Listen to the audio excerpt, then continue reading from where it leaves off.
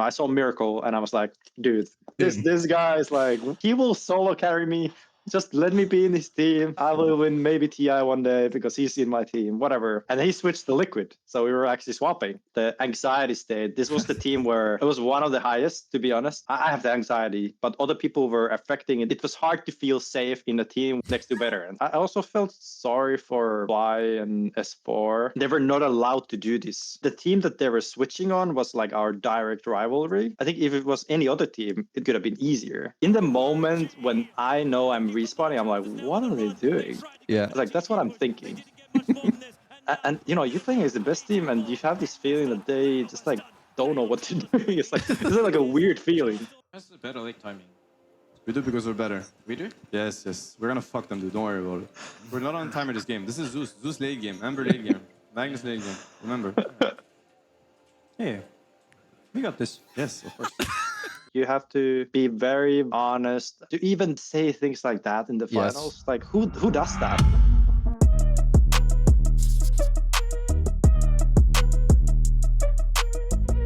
Hi everyone, I'm here with Mr. Jerax. I mean, guy needs no introduction, but we'll give him one anyway because he's one of the GOATs. He's a multi-major winner, double back-to-back TI winner, and probably one of the best post 4 that have ever played Dota 2. So with that said, yes sir, thanks for taking the time. Super happy to talk to you. How are you doing? Yeah, thank you for the beautiful introduction. There's so many achievements that I don't even sometimes remember. Life goes on. Yeah, I'm feeling good. In quite a happy place overall. A lot of shifting, sort of like what's upcoming, but yeah, excited more than sort of terrified. Okay, that's good. Yeah. To like give people maybe a bit more background about you, I wanted to know a bit more about like what did your childhood look like and kind of your upbringing. So before, you know, all the gaming and your pro career started, like what does baby Jesse look like, you know? Childhood, I view my childhood as very, very happy in terms of the gaming. I grew up in a household where it was very accepted, and I think it's also there's sort of ignorance part of it, that what does it do to a young person playing all day video games, but also like, hey, this dude seems to really enjoy games, so I just went all out. It was definitely for me, it was definitely like passion of like, okay, this is actually very cool, and I could invest all my time to just playing video games all day. And I really like to do it with other people because it brings this interaction with other person. I think people usually say it's like a like competitive spirit, but I find it more like you're interacting with another person, and there's like it's like a different kind of game. You have like the normal layer of like, this is, you play Dota 2, but then there's the layer of like, okay, you playing this person. It's like a different kind of game, and I really like the interactive game as well. Then when was like the first time, because obviously you've been now in touch with games, but when did it like turn into not something bigger yet at least, but when did you like get maybe more hooked, or you got like your first touch of, because I would assume your first somewhat small success is in Han, unless you played something before Han. Yeah, so so the difficult part for me is to remember some of these games that I played competitively in my life. So I played Team Fortress 2, like somewhat competitive, but nothing like professional level. But I've been to one tournament and playing there like a couple of matches on a LAN. That's but cool. Yeah. It didn't go so well. Random, but it's cool. Yeah. I actually love that game, still do. But haven't really gotten back to it. It's much more. This is like weird, but it's like a different game in competitive than casual. I don't. It's like a much better game in competitive for me. Oh, that's cool. I played that game when I was like 8 or 9 years old. Not TF2, but TF1. I would play it with like my brother and my mom at home. Oh, TF2 is great. It's a really good game also. Okay. I'll have to try it. I'll take your word for it. Let me think. So how everything started for me, which is very interesting, is that there's a person called Santeri Lahtinen, which nickname is Naama. Naama. Yeah. Very Finnish. Do you know Naama? No, I have no idea. Do you know Naama? No. He was back. So this is when I was 16, Mhm. and so 15 years and a little bit over. It's been a while. He was actually my classmate, and he was back then already playing StarCraft 2, or I think so. He was very good at Warcraft 3. He was like almost professional level, and he started StarCraft 2 back then, and then became pro in that game. But he introduced me to Dota, and this is all just coincidence. And what happened is we just like hanged out, and he showed me, okay, I play Age of Empires. Then I was like, yeah, I play Age of Empires too. You want to play one day? And he was like, I'm actually pretty good. Let me show you what I can do. And he was like very good at the game. At that time, I don't think a lot of people really. Yeah, it's weird. Some people just like get really good at games, just on their own, and yeah, I wouldn't have standed the chance. And then he introduced me to Warcraft 3, which I personally liked, but then I noticed that there was something, I really like the custom games too and the custom maps. Same for StarCraft 1. I actually played more the custom games than the actual game itself. And I think then I started to explore the Warcraft 3 custom games, and then he introduced me to Dota, showed it around, and I was like hooked immediately. Mm-hmm.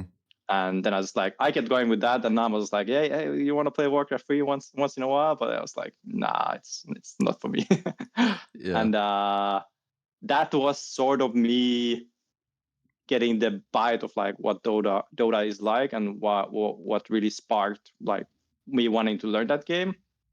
And eventually, so this was when I was 16, and my first contact with sort of tournaments was 18, when I was 18 or 19. 18, I played in some random international Dota 2 team where we just like competed some small scale tournaments. But when I was 19, Heroes of New World came, and I was like very, as soon as it came out, I just really wanted to play it, and we got pretty good at it with a couple of my Finnish friends, and we started to. Then I got into the competitive scene, and I think, if I'm not mistaken, maybe I was 20 years old, or maybe 19 or 20 when we participated in these like NA tournaments where they actually had money. Yeah. And there were some Europe tournaments, but there were not so often. The NA was like much bigger scene. Yeah, because I know you actually played with. I mean, you played with a couple famous people, but even like the Dota viewers will remember some of them. I think you like played with Era at some point, or like Sing Sing. Oh yeah. In some Dirty Minds or KD Gaming. I remember that. I think I was still like a shitter in Han at that point, but like that was also like before I ever did anything that game. But then what made you go like from Han to Dota 2? Was it like very like a very normal transition, or was it just like, holy shit, Dota 2 is coming out, it's huge, let's go back? Yeah, so back at that time, I didn't really think of Dota 2 even coming up. So what happened is I finished my high school and I had to go to military service, and I always thought, okay, I'll just do it as soon as possible after the high school because it's just in the way sort of mindset. Yeah. Certainly didn't help me, by the way, serve very well in the service. And I was also, it was a very good lesson of life. Now that I look back at it, but back then it was just like you get it done, and then I'll just go university or something. So I applied to universities, but I didn't get in at the first time. So I went to military service. I played some League of Legends there on my laptop at some point, and then I noticed that, oh yeah, there's Dota 2. Like, what is this? This is pretty cool. And then the timing of Dota 2 was right at the end of my military service. So this was 2012. I think it came before, but that was the time when the game was like actually polished, a little more polished, because it was pretty, it was terrible looking game before that. And then, right as I came out of the service, I started playing Dota 2. How much did you try League of Legends? Because you said you played it. Was it like a couple games and quit, or was it actually like an okay amount of trying? 300 games, 300 games or something. So I was pretty good. Some of the champions. Yeah. I think I have a fair understanding of what the game is like.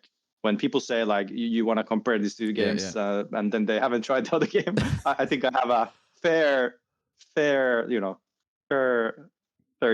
way of like looking at it. Yeah, you definitely have a lot more than other people. And I tried it once for like, I think 30 minutes because what some of my real life friends at the time played it. I was like, I can't take this. And I stopped. Oh. Yeah.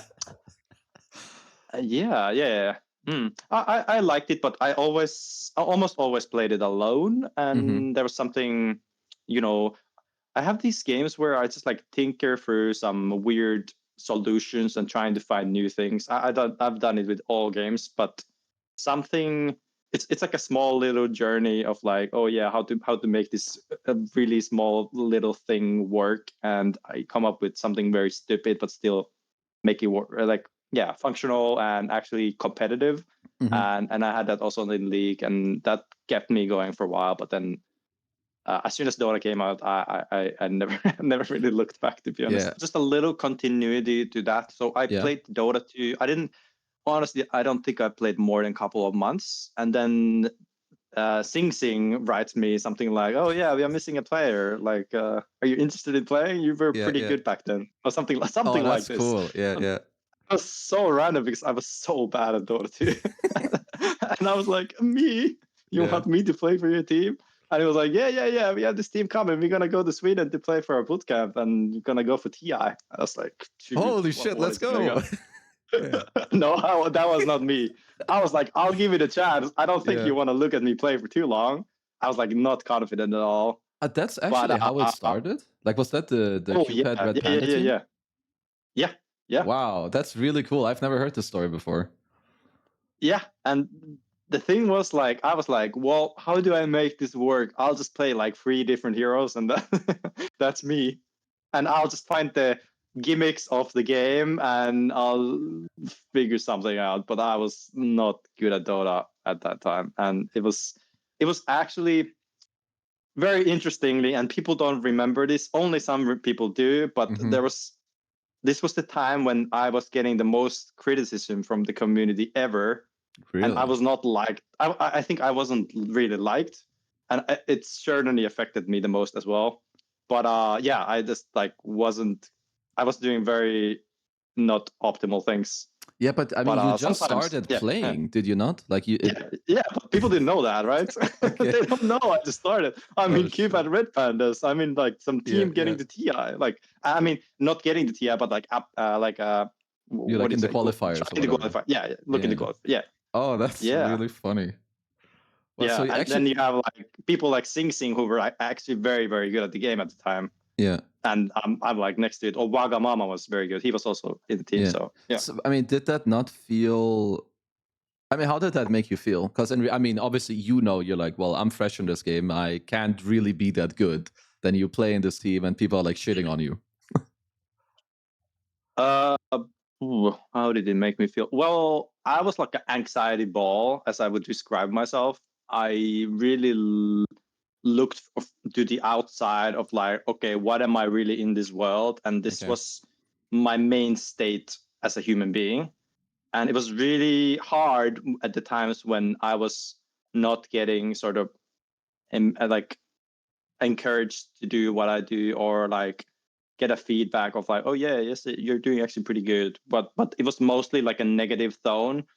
And the underlying sort of, if you think of my like mental state, I was underlying feeling that everything is sort of negative, and everything that was negative, it was like very intensified. So I was really happy for people in the team who sort of were on my side and really helped me walk that path. But certainly I felt that, okay, this is very cool that we're doing, but I'm not feeling mentally like very well. So yeah, it was tough. And then under the spotlight, like I've never been to spotlight other than in Heroes of New World, and at that time it was like pretty small scale to be into the end of like not that big.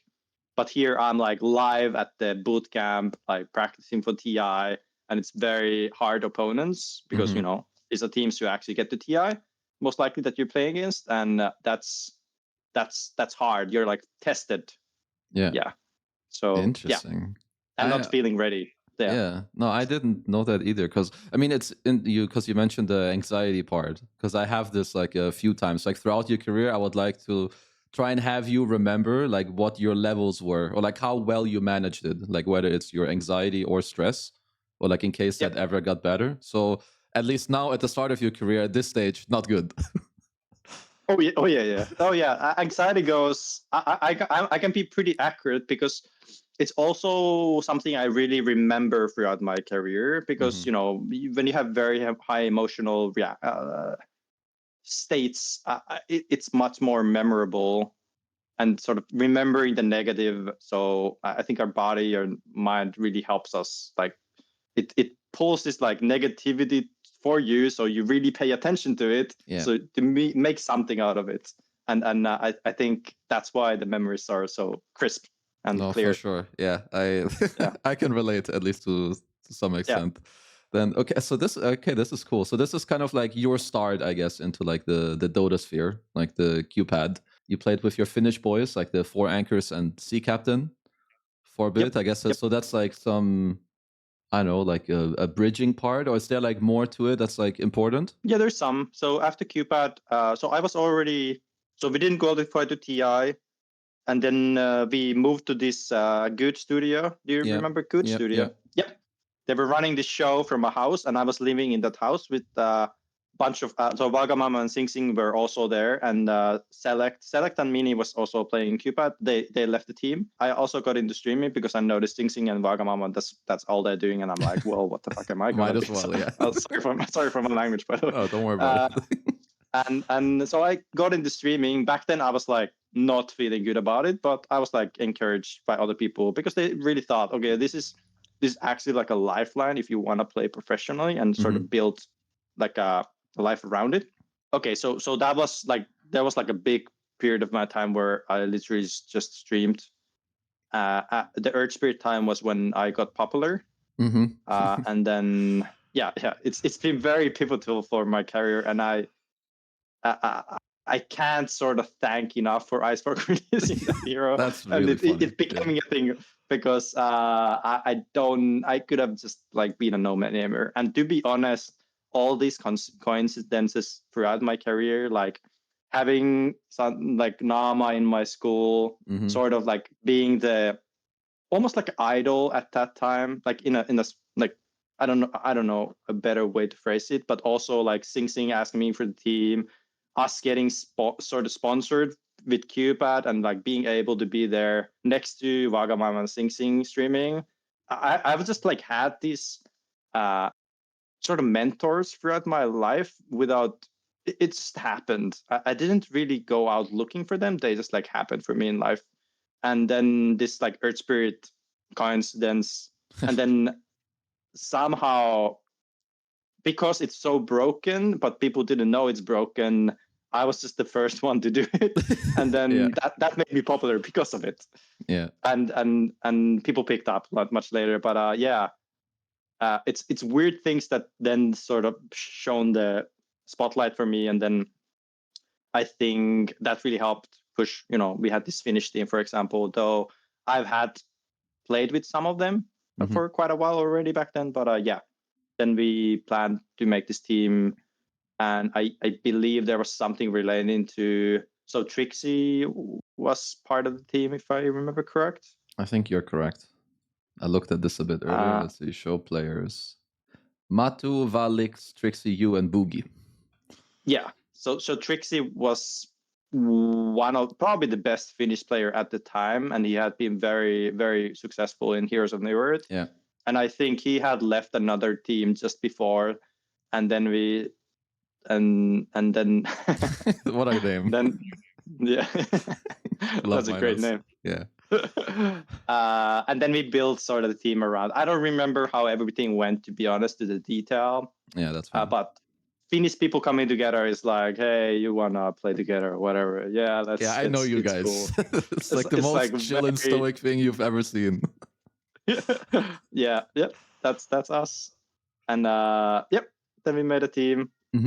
And like given an invite from a friend, like Sing, Hero comes out, you stream, you get to play with some friends, like keep going.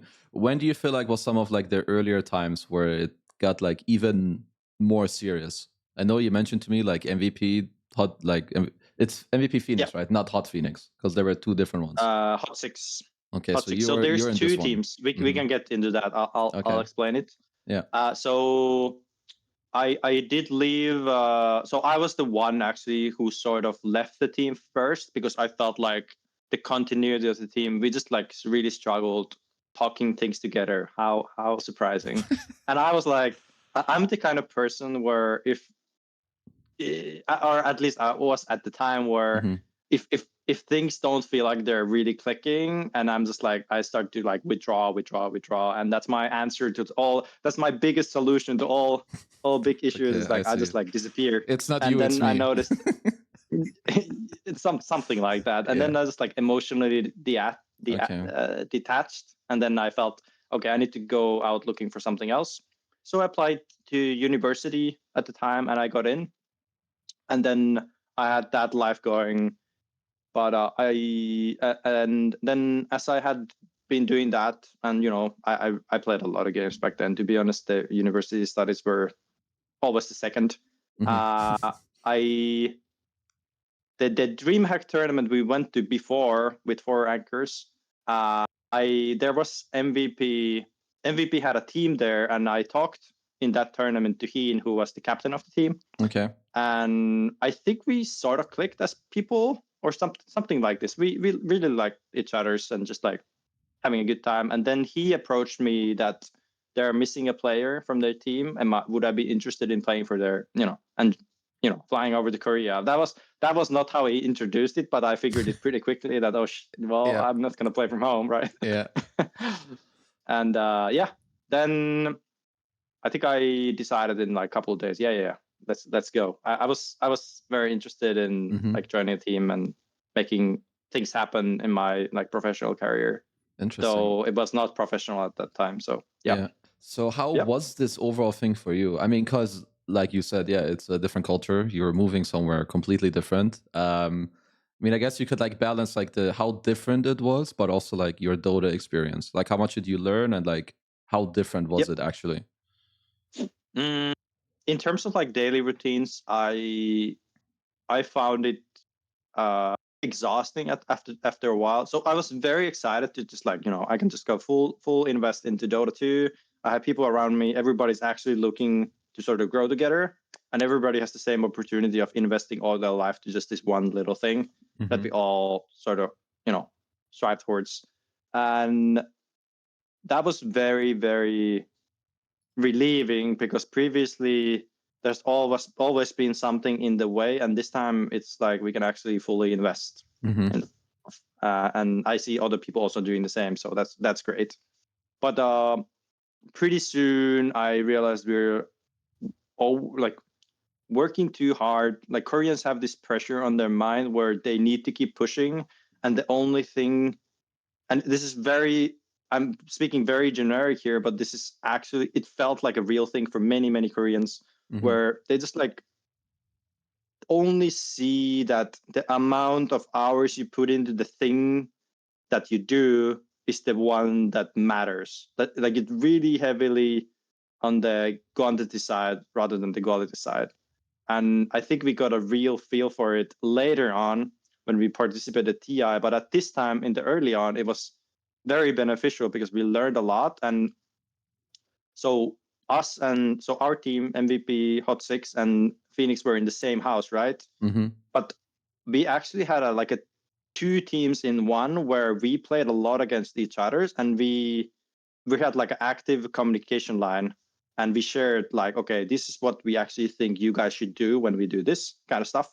And it was like very interactive, and this is very unique. I've never seen this in I've never experienced this anywhere else in my career.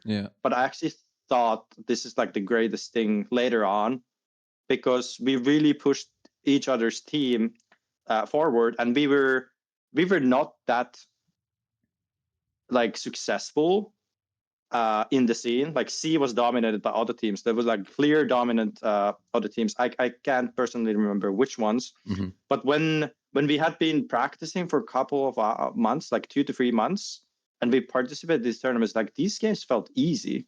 Like honestly, both of the teams just like beat all the other teams, and like it almost felt like there's no the competition. We really raised the bar, and both of the teams eventually made it to TI, which was all new because Korean team had never made it to TI before. Mm-hmm. But this was the year when both of the teams, MVP, Hot6, and Phoenix, made it, and this was just like a dream come true. Getting to TI, me going to Korea for like 5 to 6 months. Yeah. And we like really pushed it, and now we're getting rewarded. It was like, oh shit, like things are actually happening. It's crazy. It's just like in front of your eyes. Yeah. And only thing I'm thinking here is like I'm like burned out, and I'm so happy I made it, but I need a holiday. I'm not going to TI. Yeah, I've definitely heard this before. I mean, it's like that's what people say, right? About like Korea and China and Japan, whatever. They're very like strict and like work focused. So I definitely see it. But it does sound really strong. Like imagine anytime you play nowadays on Dota, you scrim against a team and your enemies are giving you feedback on what you can do better. Like just to touch on what you were saying, you had like the straight line with you and MVP Phoenix. Yeah, that sounds kind of OP. Oh yeah. I think this is how it's supposed to be like. Like competition is. This is how competition. This is like if you look at companies, just in like organizational world, I think as soon as you have like the secrecy and all this stuff, you're just like limiting yourself from potential growth. Where sure you're not telling your thing, but they're also not telling their thing, and now you're both sort of stagnant. But it's hard to have that. The problem is that okay, if you start doing it with one team, where do you stop? Do you do it with other teams too? Because as soon as you're honest with somebody, and hopefully they're honest with you, you're both benefiting. But there's gonna be a point where you have talked all things, and then it leaks. Yeah, it's gonna travel from them to someone else, and yeah. And the other thing is like, is the other partner honest? The problem is that you're not live in the same setting. You're just like talking over some text or whatever. It's like so easy to hide behind your words. Whereas when you're live, when we were like both like their team is right next to us, and as soon as we like end our practice, like you can see that they're there, and when you have a talk, it's very honest. Or then it's like, oh yeah, you're hiding something. Why are you doing that? We're supposed to work together. I guess it's also like at some point I think Valve killed the thing where you could have more than one, like an org can have only one team at like a major tournament, I think. So maybe at that point, even if it did develop, I guess it would have died then, or like. Oh yeah. With this happening, so because you guys didn't do well. You got last place. Yeah. And they got 7th, 8th. So what's like or were they always better than you guys, like from the get-go, like until the end? Or did something happen at TI and you guys just didn't perform? If we were sort of on an even mental state, I think we were the better team. But this was certainly like we had really hard in TI. Like it was very, very tough. We couldn't play the same way that we had played in the other tournaments and in the practice. So it was just like people being very exhausted, and you could see, and it was affecting us a lot. Okay. I mean, yeah, fatigue is definitely a real fucking thing. Oh yeah, we gotta probably understand that throughout this, talk. Yeah. So then after and probably this, other talks too, yeah. Yeah, of course, right. So because then basically after this MVP, you go into 5 Youngs, which then becomes Liquid. But what was that transition like? Because I mean, from what you were saying or what you were making it sound like, you weren't like amazing at this point. You're probably good. You're an up and comer, but this is a real good team. Like I assume that Kuro was the one that reached out to you. So how did that happen? So after TI, as we were one of the first teams to disqualify. I'm not disqualified, just like not make it to take the L. Yeah, and take the L. You have much more opportunity after the tournament to like speak and talk and get into conversations. And I realized that as like a benefit, where I could just like hang out in the hotel lobby. And I was doing this because I knew I won't play for this team much longer. At least I had that feeling at that time. I was like thinking, okay, what's out there? And I was, getting to know people because, I'm just a nobody. I'm in some Korean team, some European guy went there to play and got last in TI. That's what people see. And Kuro was the one approaching, and he sort of saw the potential. Mm-hmm. I don't know how and exactly why. I was curious back then because I didn't really understand what he sees in me. But I did notice like later on that I was actually pretty good at the game in my position, what I was doing, and kind of on top of my game. But I've to be honest, most of my career I've been pretty blind to my own strengths, and I just like really pushed into, okay, this is what I think is good, and I'm just like, it's my own comfort as well, and it just feels easy to do it, and usually it works. But I've been also pretty sort of demanding of like, okay, it doesn't feel like it's working well enough, so I'm just like keep pushing even further and further, and I didn't really necessarily give myself to like, okay, yeah, you're pretty good, Jesse, yeah, it's good, keep going, whatever. But it's more like this, oh yeah, how do I make it this even better? And I think Kuro seemed to see something in me back at that time and said that, you know, I could be something for the upcoming team. And I think we had sort of like a trial phase, and yeah, then we got in the team. Interesting. I mean, that obviously he saw something that was correct, at least, because you, I mean, first of all, you turned out to be a pretty amazing player, and you guys did really well as a team. Yeah, Manila, you win Epicenter. Can you tell me maybe about some of these tournaments that like stand out? Because I would assume that in this team you probably learned quite a lot compared to the other teams you've been in. Maybe like from the people you've played with, but like also you about yourself, like winning some real games or like, you know, some actual lands. Because these are like this is tier 1 tournaments for the time, like the best you can play. Oh yeah, and it was also it was almost shocking to me how well we did, but to be honest, at that stage, so if we talk about the anxiety state, this was the team where it was one of the highest, to be honest. And and it was mostly coming from other people where, and you know, I have the anxiety, but other people were affecting it in the way that it was hard to feel safe in a team where there are a bunch of people who are just like way better than you, and you're just like you're just this dude trying to learn the game next to veterans. Yeah. And I've talked in some past interviews and whatever. I think this was the team where I learned the most as a player to how to be in like a what does it mean to have a like a team culture, and what it should be like, and also what's sort of my role in teams. What kind of person am I, and how can I? What's the sort of natural fit for me in a team? And I think I figured both of these things throughout my time in Liquid.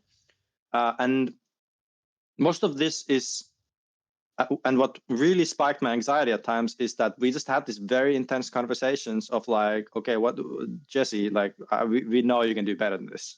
And these are the things they did wrong in this tournament. We had a bunch of these, like me and Kuro were talking a lot, but Kuro was talking to everybody, the same things. And there was also other people. But it was a lot of these conversations, very intense conversations. And I was mostly on the receiving end. And I was really trying to sort of build this house, like a house of cards at the time. And I'm like, oh shit, yeah, okay, this is what they want. So this is what they think is good. Okay, I'll make it work. And then you have this house of cards, and then you go to the tournament, and then it's like, okay, Jesse, you did it wrong. Okay, here's what we really need from you. And then I build it again. And it was like this sort of scrambling to survive in this environment where and it was just like the reality was they knew the game way better than I did. Like Kuro has played forever, for example, and Fada was like very experienced, very very capable at the time, and it was me trying to survive and learn as much as I could. But to be honest, I didn't even think about learning. I just thought, okay, how do I make it to the next day? And some of these tournaments, it was pretty rough because I just knew like I can do much better, but the environment really made me feel that I'm not a very capable person. And because I was back in MVP, I just like I had free hands and I was the happiest person to do my own thing. Here I felt very tied to like, this is what we want from you, and it was certainly pushed me as a person to look at, okay, there are actually team things to be achieved, and it's very important to get there.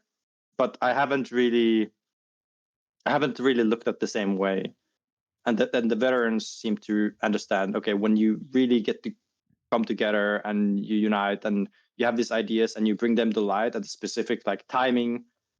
Timings of items and timings of whatever skills. Those were very, very, very big things for me that I learned from throughout those times. Okay, well, so then I have two questions, because you said you kind of found in a way like what type of teammate you want to be, like at least in this team. Can you expand a bit on that? Yeah, so this was the time when roaming was sort of building up. I already did it back in MVP, but sort of in a different way. I played weird heroes like Bounty Hunter or whatever, and I made it work. But I think in Liquid we invented the style where we actually play with mid, and this was time when nobody played with mid. It was like 1v1, yeah, keep it clean. Yeah. Fucking mid It's like players. it's not. Yeah, and it was almost. I could feel how angry people were what we were doing as Liquid for many teams. Yeah. Because they didn't want to play the same game because they had a different kind of idea how the game should be played, and I think that really, I think the emotional damage was probably quite there for many games, and that really carried through. Yeah, because we were able to, we were like steps ahead in our game, and people were trying to react to it, and it wasn't working for them, and that was when I figured that my role in this team is to sort of be there to help where it's necessary. And really, I use this word catalyst. So be the catalyst for what the team wants to do. So I don't necessarily think I did so much, but I did it for the benefit of my teammates. And I think that can really shift like many, and this is like way back. So I think people were very stagnant of this like 2-1-2 or 1-1-1-3, and it was like the meta. So it just made the game very easy. Whereas I felt like I think there's like more to do on the map. There's like ways to benefit even further than this, and that was like what I was pushing.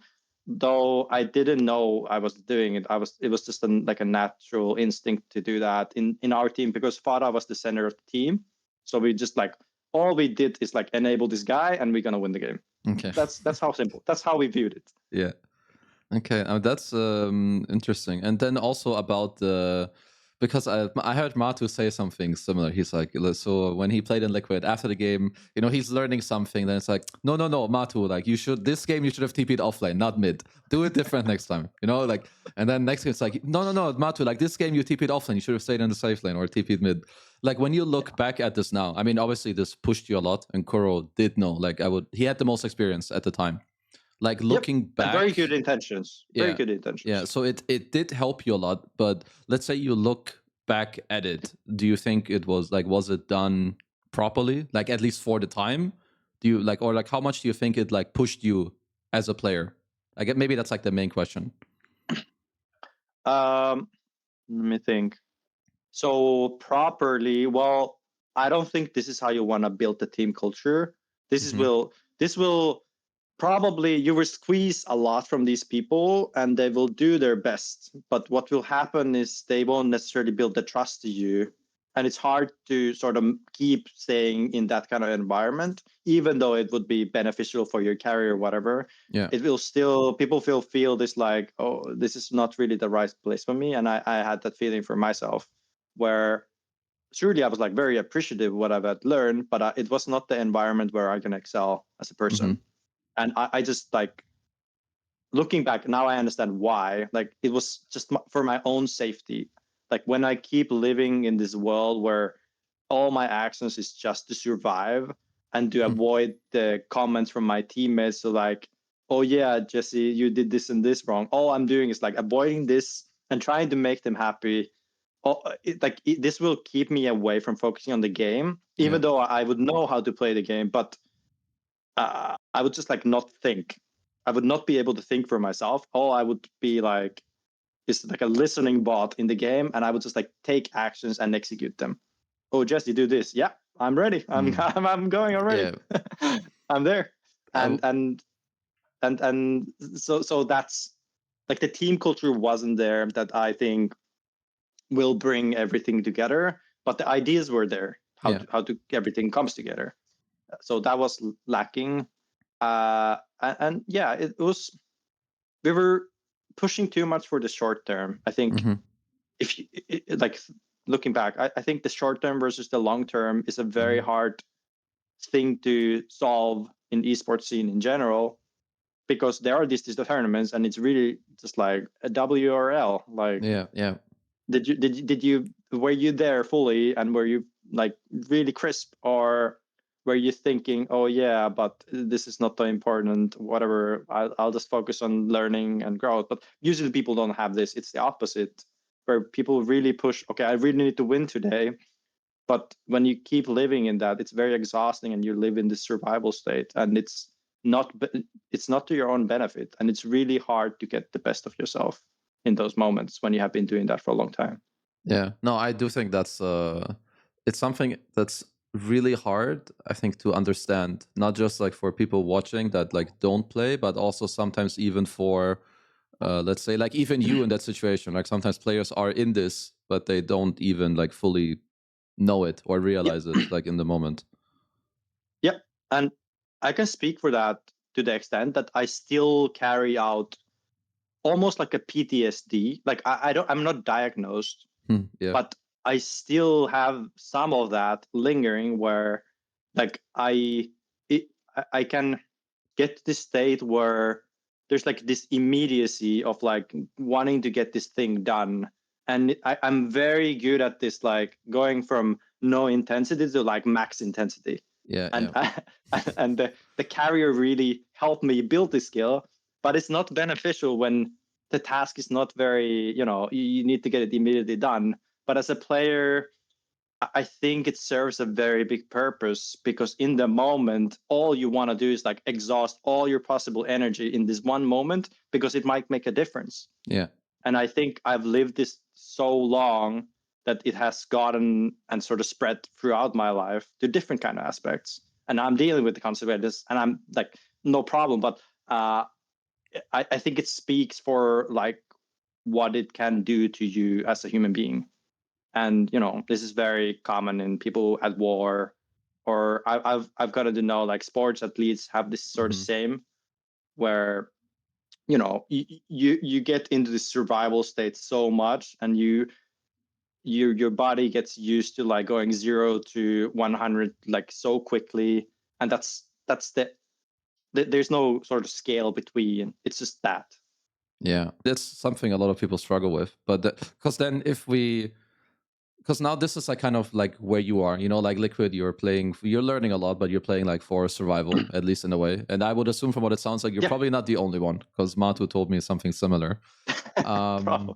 I think even like I think all members in the team were trying to do their best to survive whatever they can do, so we have the most success. Yeah, that's very interesting, because while this is happening, you guys placed very well, like second. Oh, you're getting first, you're getting second. I mean, you go to TI. Go ahead. The most interesting thing is that whenever we finished higher, it was worse for our mental state as a team, because now we had to keep going, really push for it. So you're not grateful for these moments, but you keep working and learning and growing, and don't get humble in the way that you stop growing. And this was the thing that we were the most afraid. Okay. The same for salary. Like salaries kept going higher and whatever. This was all just like obstacles for us getting better. At least that's what we thought. Now, I don't think that's the reality, but that's what we thought. Damn. Yeah. I think there's always like a balance, or at least that's like one word I like when it comes to Dota. I think obviously it's good that you shouldn't let things like get to you like too much, or like, oh, you get second place or you win a tournament, you shouldn't think like you're the best and whatever. But I think having like a nice balance in life, nearly no matter what it's about, it's very important. Yep. And very hard to achieve when you have a career like this, yeah, where almost all your energy and time and thinking goes around this game. And I would always argue that it's impossible, but I don't know if it's the case. And you can certainly do many things to balance it out more, but it's hard to have sort of, you have all these nice things in your life, but you can do a lot of work around it. And I certainly did throughout my career, but yeah. Yeah. So then, so you guys go to TI, you place 7/8. I was personally burned out. I think other people too, maybe, or like to the brink of that. Yeah. And just exhausted throughout like all this, whatever we talked. I think a lot of us felt that. And this one was very emotional for myself because I knew what we were capable of as a team. Like, we got second and winning Epicenter and all, like, like finishing twice as a second in majors and then finishing first in Epicenter. Like, you can probably get top 3 at least, and you have a chance even winning it. And when the way we went out, like, we were not able to play our best at all. And sure, we finished 7th or 8th, but it was like that game or many other games where we were not getting to the state that we were at our best or even close to that. And that really got into me as like, dude, like, this is so tough actually. Like, how can this happen to me? And like, I'm like sort of shattered because there's so much more to give, so much potential. And this is the end result of like you going out with a terrible game. Yeah, losing at TI will, yeah, it kind of destroys you. Yeah. That's so. Then gotta go there. Yeah. So how did you like, or what even was the transition like? Because I assume you understood. Okay, well, this team was good. I learned a lot, but it's not for me. So you were looking for something new, or how did you joining OG work? Yeah. So I felt that I don't think continuing like this will be any good for me. And I was ready to sort of, in a similar way than the MVP, where I just started looking for alternatives. And I looked at OG as one of the, the pressures teams where I think they had a very good thing going for them. And I just, I was yeah, I always thought very good of them as people and how they made it work. And it looked from the outside, at least it looked like, a team where you can get to this state where you can really be there and do what you want, and like a more open atmosphere and more relaxed, but in a way that gives you freedom to do what you're the best at. And that's what I saw. And of course, I saw Miracle and I was like, dude, I want to play with this guy. I want this guy is like, he will solo carry me. Just let me be in his team. Yep. And I will win maybe TI one day because he's in my team, whatever. Funny thing is, like, he juked you leaves there, the team. and I didn't know this, but I was like, well, really? too bad. Yeah. Yeah, because I mean, obviously he played at TI with OG and the one that you just played 7/8 in. So then TI ends, you join them, and then I mean, because obviously Crit left because he had to make space for you, I think. But then, because then this is the OG that you joined. I don't quite remember why he left. Yeah. Yeah. So you got the Notail Ana S4 Jerax fly because you wanted Miracle, and he was like, nope. Nope. Yeah, and he switched to Liquid, so we were actually swapping. Yeah. And I was like, oh god, in a way I was like that, but also I was very happy when so at the previous TI I was talking a lot with S4, and I was like, sort of, we were pretty cool together, and we figured maybe we could play together, and yeah. I was still happy, but I was like, oh damn, well, he went to the team that I just left. Got that. Yeah, maybe a little bit of second guessing, like if you did the right thing, or not really. Yeah. But I don't think it would have been healthy for me to have him in my team, because I would have just I don't know. I get this feeling that it was again one of these like outside factors that would impact really my gameplay rather than me actually looking inward and being like, oh, who am I and how can I play my best for this team? Okay, because then, so you're obviously in OG, and like you said, you were in a way, I mean, you looked in and you expected that it's going to be like more easy, more open. So then going through like some of these early tournaments, I mean, you win Boston Major pretty quickly, which is your second, I guess, really big tournament. Or I don't know if you put Epicenter in the same category as this, but I guess so. Yeah, so Boston Major, it almost, to be honest, look, like, I don't know what happened, but the competition at the tournament wasn't, I felt it as a player, and that it wasn't to the same that we had it previously in other majors and the majors after this. Somehow, maybe the I don't single know, elim thing also, or I don't know if that played into it. Something happened. And then we played Adfinem and we were like, oh shit, we are so happy to play these guys. We have been screaming them and never lost a game probably or something. yeah. And it was to the point. I don't think it was necessarily, we were kind of rolling with our ego at that point. I'm happy we won. I think looking at other tournaments I beat previous, like the Epicenters and Majors, those were like very, very hard. This one felt that, you know, it wasn't to the same levels somehow. I don't really know why. And I know also, I mean, because then you guys go on to also win Kiev Major, and I know that I believe like Seb joined you guys already here, I think for the Boston Major, or like around this time. So can you could combine maybe like how different was it for you here? Like the stuff that you thought was going to happen, that it was going to be easier in this team. Was it that much easier, or like how different was it, and what did that like do to you in a way? Immediately as we started playing, I noticed that I have like sort of free hands. It was almost scary because now I have a lot of responsibility with me to like do my thing. And now I have to be vocal of like, what do I want to do? What is actually good? What do I think? What do I want to play?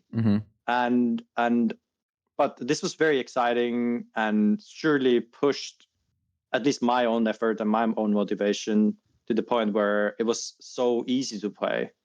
And that's probably highlights also, maybe that's why the major felt like that, where I was living like much more happy just in general, and that more like a relieved from sort of the like I think shackles or something like went off, and now I'm like free to do what I want. Yeah, that's the kind of thing. And what I really liked at that time is we came together a lot and we discussed, okay, what do we want to do?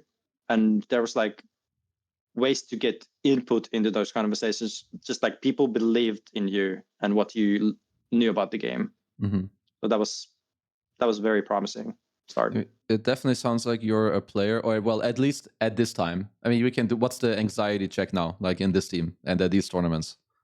Oh, probably like very, like a little bit, but like not from teammates, but now it's like, the ball is put to me as in like, Jesse, what are you gonna do with all this like things? Now you can say things, but how scared are you to say and being honest?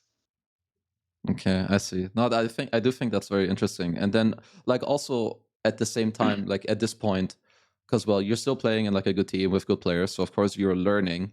But during these years, did you also have like other post fours that you were looking at that like you drew inspiration from, like some of your competitors?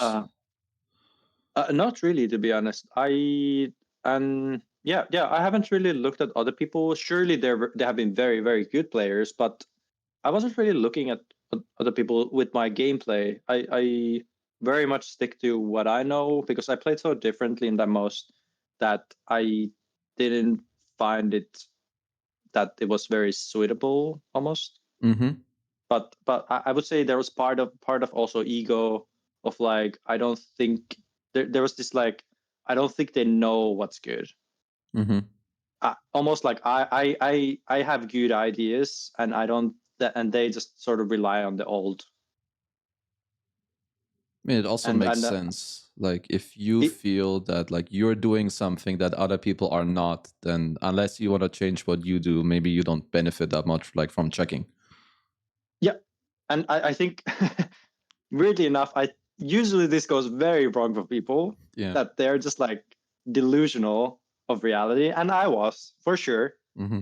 But somehow I made it work where it was the patches, or maybe it was the heroes or such and such things, but things lined up the way I approached the game, and I made it work sort of forcefully almost. And I was, well, because I had played that way for a long time, there was no, this is what I knew the best. And Yeah. if I were to switch to how other people played, which is very like stagnant and not interesting for me, I wouldn't have felt motivated, and I don't know what would have happened. Yeah, you go to TI, you get the same placement again. So you get 7th, 8th. Yep. Is there something about, well, actually, there will be two things. But first, we will touch on like what you guys did. So you guys get only 7th to 8th. Is there something about TI that you feel like makes it harder for like you and your team, at least in this era, to like do as well as you should? Is it randomness? Is it something else?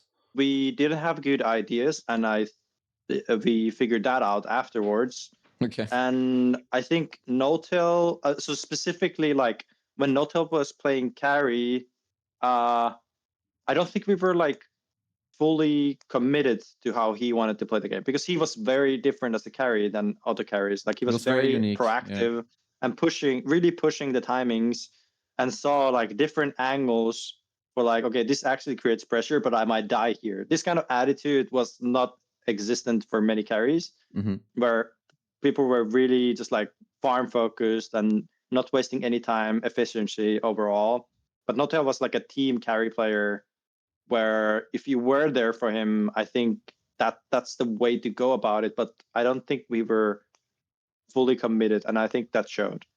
Because then, I mean, this I have to ask, because I don't know if I watched some of your interviews and I didn't hear this question before, but because obviously you left Liquid previous TI. Yep. Now you play at this one, you get 7th, 8th, they win. Yeah. Generally, usually Yeah. that will do something to someone. What were like your thoughts? Or if you think back to this now, was it like stronger happiness? Oh, it's my ex teammates? Or is there also like half of like, fuck, what if I stayed? Blah, blah, like regret? I think for me, yeah, it was certainly like controversial to the point where I knew these people and I wished them all the best. But at the same time, it was hard for me to see them having success, while and it certainly made me doubt my decision of leaving the team. But I did that, so that was like my immediate reaction. Yeah. And I think it was more towards the negative than the positive. But I sort of went like, as that progressed for me, sort of with my emotions, I think I had a much easier time, because I knew like that is not the team that I would have stayed anyways, and that they made it work, and that's great. But there's some, when your close ones wins TIs, I had this feeling that, God damn, I wish it was me kind of thing. You have this like, yeah. It's a very normal reaction, I think. I think so, yeah. Yeah. Okay, because then it was certainly something I wanted to hide from people. I didn't want it to show, and I didn't. That's talk also about very it. normal. Yeah. Yeah. I would imagine. Yeah. Yeah. Okay. So then, so this concludes TI, and I mean, we'll take a bit of a skip. There's a very infamous tournament. Everyone knows it. It's this one. And there's gonna be where, I mean, you guys get torn apart basically. It's the Fly and S4 leaving, and the Fly versus Notail. It's been talked about many times, but I would like to hear it maybe more a bit from your side, like not their rivalry, but like it's shortly before TI. How did you guys decide to rebuild with like Anna and Topson? Obviously, you played with Anna before. He comes back, you take Topson, and yeah, just walk me through it. Walk you through the reconstruction of the team. Yeah, and like the team crumbling, like on the spot into the rebuilding. Okay. Yep. So shockingly, like during the tournament, it almost felt like it had this like eerie feeling I could have, where it felt like we were more distant from ourselves. Mostly, I think it was mostly like me and I could feel it from Tal. Yeah. So Fly. Yeah. But also it was just in the atmosphere when we were playing.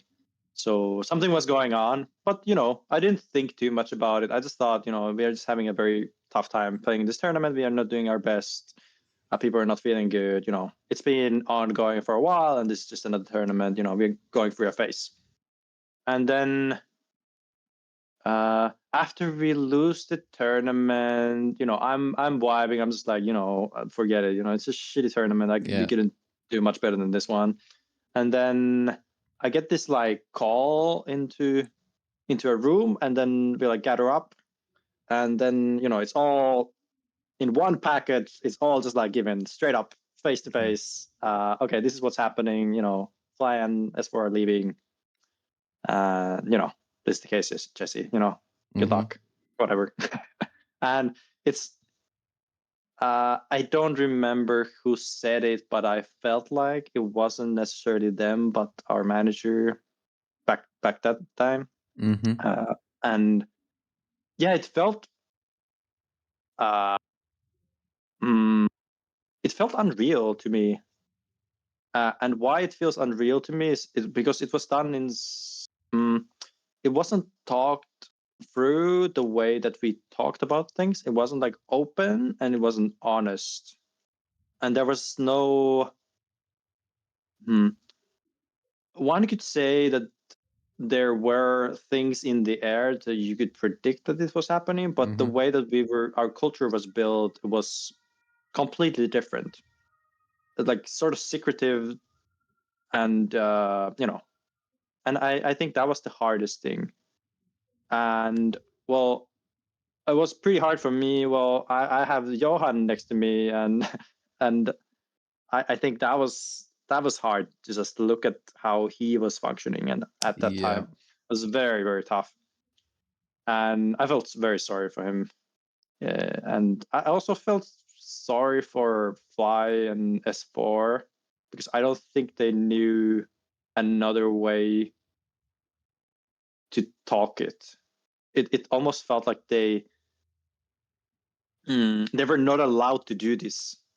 It was that kind of vibe, because the team that they were switching on was like our direct rivalry. Almost. EG. Yeah. And there was, I think that made it harder. I think if it was any other team, it could have been easier. Much easier.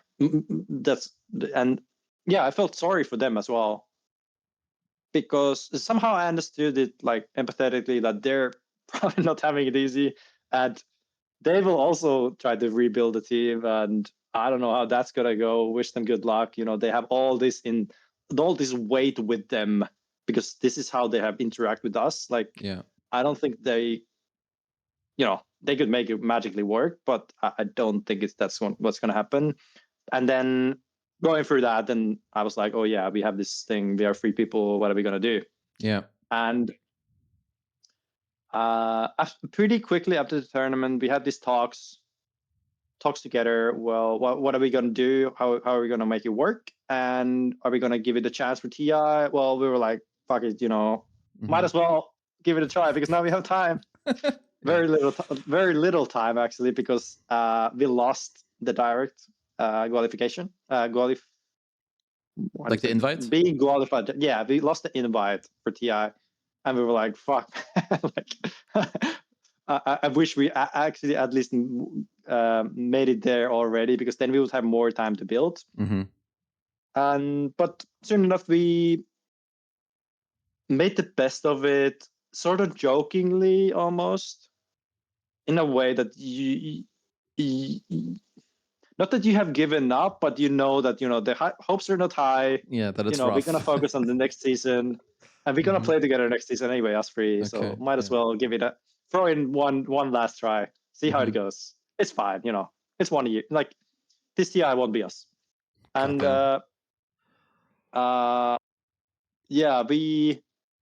I don't remember what was the connection, how we got Anna, but then we were thinking. So I think he was already in the team, and then we were thinking about the fifth. There were like some ideas thrown around, and I remember thinking personally of Topson myself Okay. as an option, and I remember throwing it out lightly in the air, and people were sort of, I almost felt dismissive, or not in a negative way, more like, we don't really know who is this guy. He's some dude in the pops. He's a streamer. Yeah. Play some weird ass heroes. Like, Yeah. how could you make that work?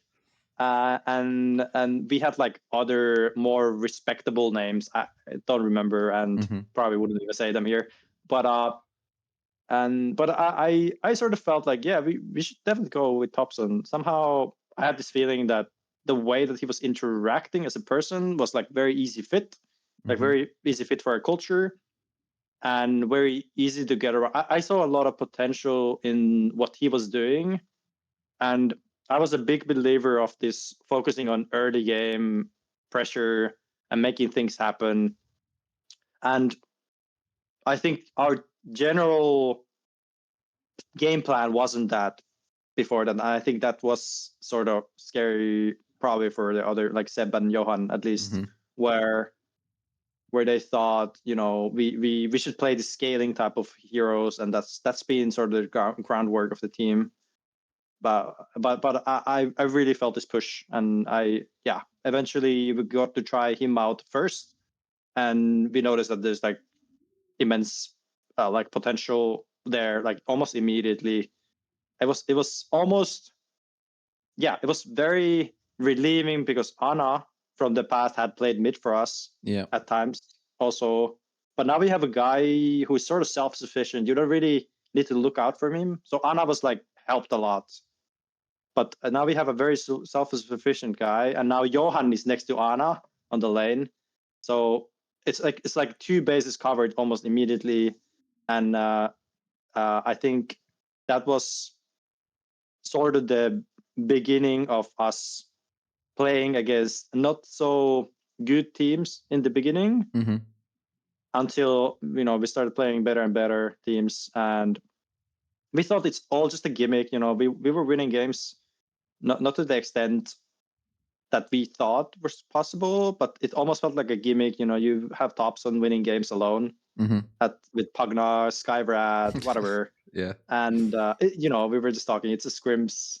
And then we got into this open qualifier, and we thought, we probably gonna win this one, but we might just lose. We don't have too many games against other teams, and we made it, and it was a lot of games, very, very tough games, also mentally, because it's embarrassing to lose to these teams. There's so much for you to lose than the other team. It's only for you to lose. That's what it felt like. Yeah. But we kept our heads cool, and then qualified to TI. Yeah. I don't know if you're gonna talk in between here. No, like I want to ask, because obviously you guys played with Anna before, and I think he also struggled at some point with like community backlash, if I remember correctly. I think Reddit were not super fond when he played mid for you guys. So that's probably not one thing. Obviously he then comes back to play carry for you guys. Note like Johan swapped to post 5, which was also like probably the best role for him ever. Was that like a supernatural swap? I was very happy for that personally, because I think he was always the post 5, even from a carry position, the way that he spoke and being the captain of the team. But he didn't have the space to really flourish. I think the carry role like took a lot of his focus, and it's hard to play the role of the captain from that position. But it was a natural fit, and I think very quickly he found very similar ways of playing that he played carry. Pressuring and putting himself out there and making plays through that. Not necessarily, sometimes it would look contra. Like people would have hard time understanding what is like. He's just there dying, whatever. But it's all. The purpose of that was always to find some way to pressure and make space. And we were pretty good at we became much better at capitalizing on the space. And as we understood that, okay, this is what Johan is doing almost every game. Like this is what we're supposed to do in the reaction of like what Johan is doing. That was great.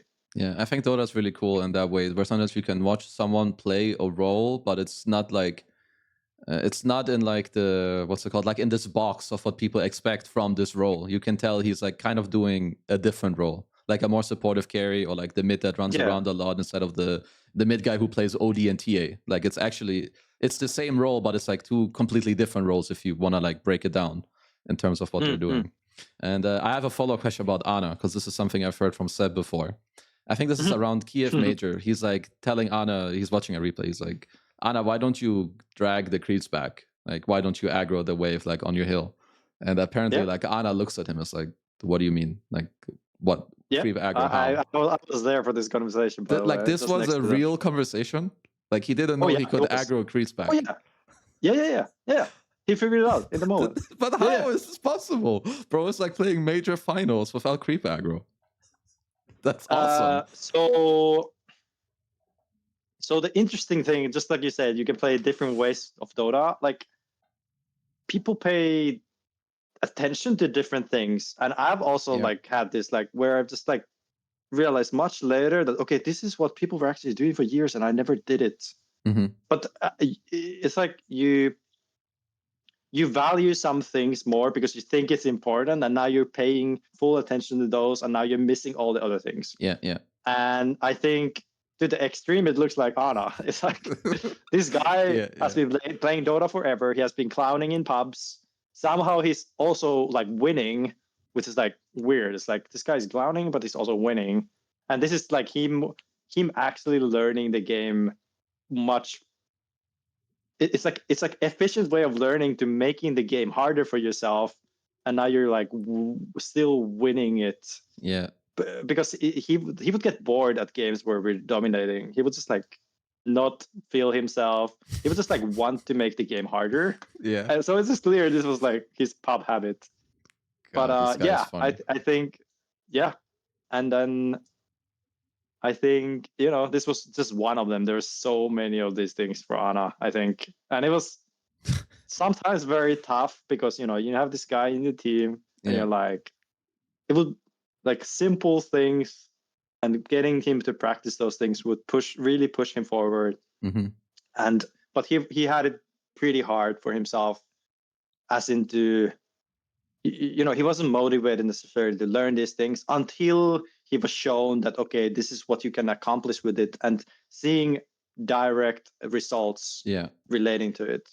So it's sort of short term in the way that like if you get the short term reward for it, then it's worth it. But when it's like a long term thing, it wasn't necessarily easy for him to grasp. But that was one thing. But there was many other things, and we were there for him.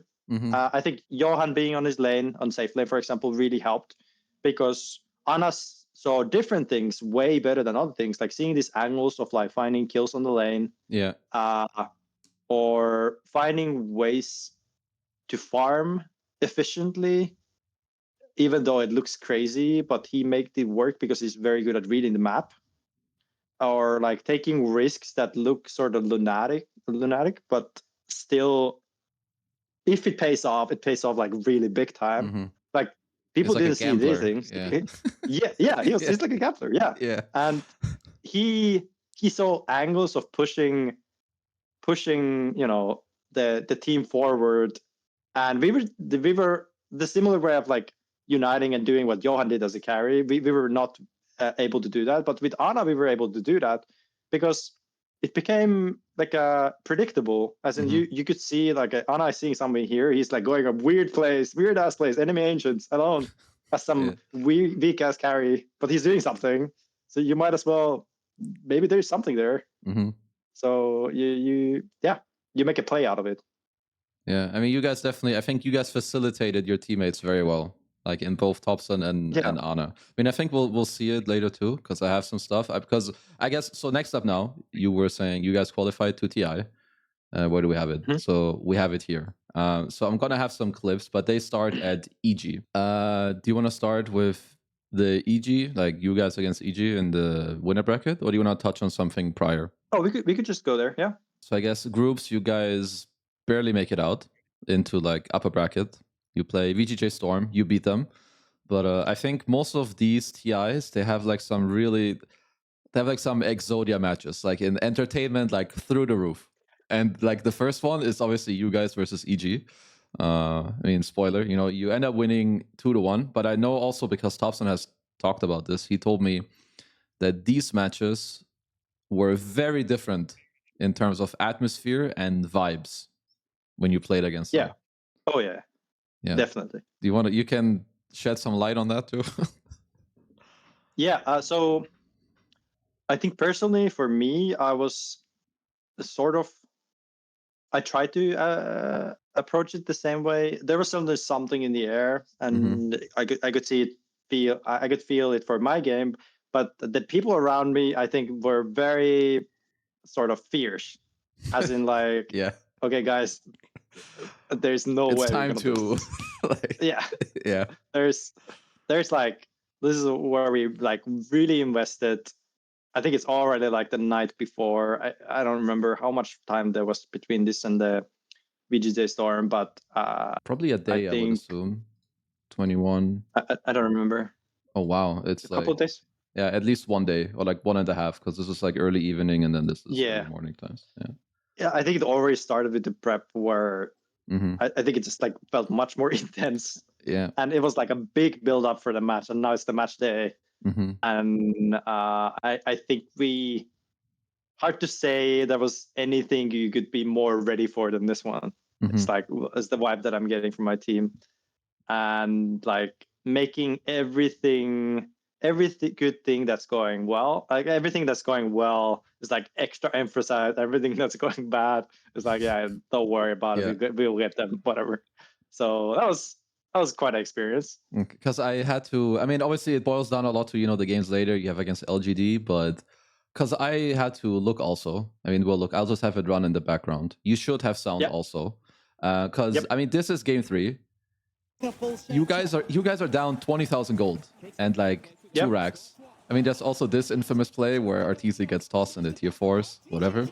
But it's more like, do you remember these games in terms of like also what the comms are like? Like at this point, you guys know you're gonna play for like buybacks and you turn a fight, or is it just things happen and that's kind of it? Like it's just nature doing its thing. I think at this point we see ways of winning the game, which can be interesting. Whereas I think previously it was just Ana like trying to find ways of farming the map. It was very difficult for him, and I think he was desperate at times. Usually he's not desperate in these moments, but I think he could feel that, okay, maybe things are actually not going to work. But I think the reality, I don't remember what was the time, but it was something around like when the gyro gets tossed or to our base or dies. It's like we start to see the angles, and then I think it sort of snowballs. I think they lose their momentum and they actually don't think straight anymore. Yeah. And I think that really helped us. I mean, that's kind of what it looked like. I mean, same with your guys' buybacks. I mean, I think Sumail, he went like 30-3 in this game and ended up losing. It was that's like some of the most insane gameplay I've ever seen. But I'm sure Topson had like very, very hard time in the middle lane, because I looked at it like afterwards, and we didn't really think about this matchup being this rough. But I think later on, I came to the conclusion that it's actually like it's crazy to even try to pick Khezus in these positions. It's tough unless you get like it's fucking tough. But you know, we learned from it. Yeah. The interesting thing about this game is also the game that we lost. We actually, so the game that we lost before, where we had like the Arc Warden and whatever push strat, we actually, that's supposed to be a win for us, but we majorly screw it up. And I think you screw up on the high ground, I think, if I remember, no? Yeah, we screw up in the high ground in a big time, and we missed like the timing. That was, yeah. Oh, this is the one. But, yeah, so this one, I mean, yeah, you guys are up 8k gold. I can't tell if you guys have Aegis. You have top ranks also already. I remember this. Oh, this game is over here already. Yeah. I'll be just like go crazy. Okay. Lockout Maratak. It's going a little bit too ham. Yeah. I mean, because obviously And- there's the. I mean, that's not something you have to talk about, but obviously I would assume that. I mean, because you guys are winning like over and over, you get like your dreams kind of crushed like before the event. You know, whatever, you have the like the drama handshake. But like at this point, at what point during this TI did you feel like we got this one? Or like we can take this one? Was there a moment where that, you know, like strongly switched? Or not really? LGD match was probably the one for me. So this is all. So this was like a big spectacle. This match, Okay. and it felt like a very big win.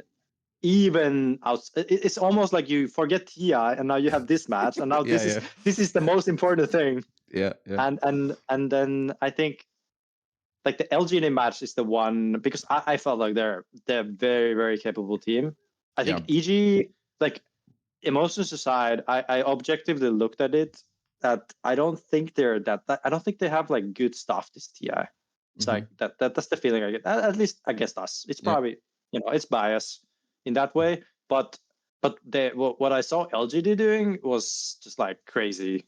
It's like if you look at what they did, I don't know if they lost any match in the earlier group stage, whatever.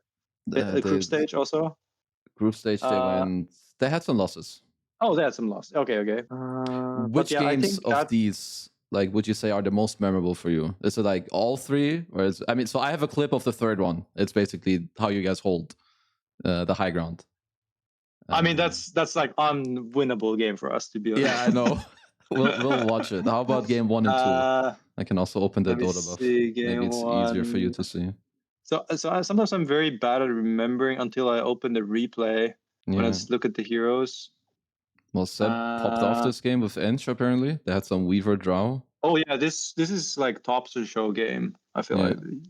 Yeah. This is where he one-shots Ame at some point, also in mid lane. I remember. Oh, this felt great. I think maybe this one even, where it's, we're doing this on the main stage, and this is us, like our heroes, like like, and we played it very much to how we want, and it's really that feeling when you're at the stage and you're able to do what you have planned to do, and you feel good about like the energy is like electric in a way that you come together as a team and you're able to all push the limits of each other. That's the feeling I had at least this one. It's like I had no worry in my mind that we would, if we can beat these guys, we can beat anybody. Like there's no, the way that we did. Yeah, this clip too. Like sometimes you have to like rewatch some of these moments to actually understand like how miraculous it is. Like against EG, you're down 2 racks, you're down 20k gold, doesn't matter. Game 3 W. Here you're defending.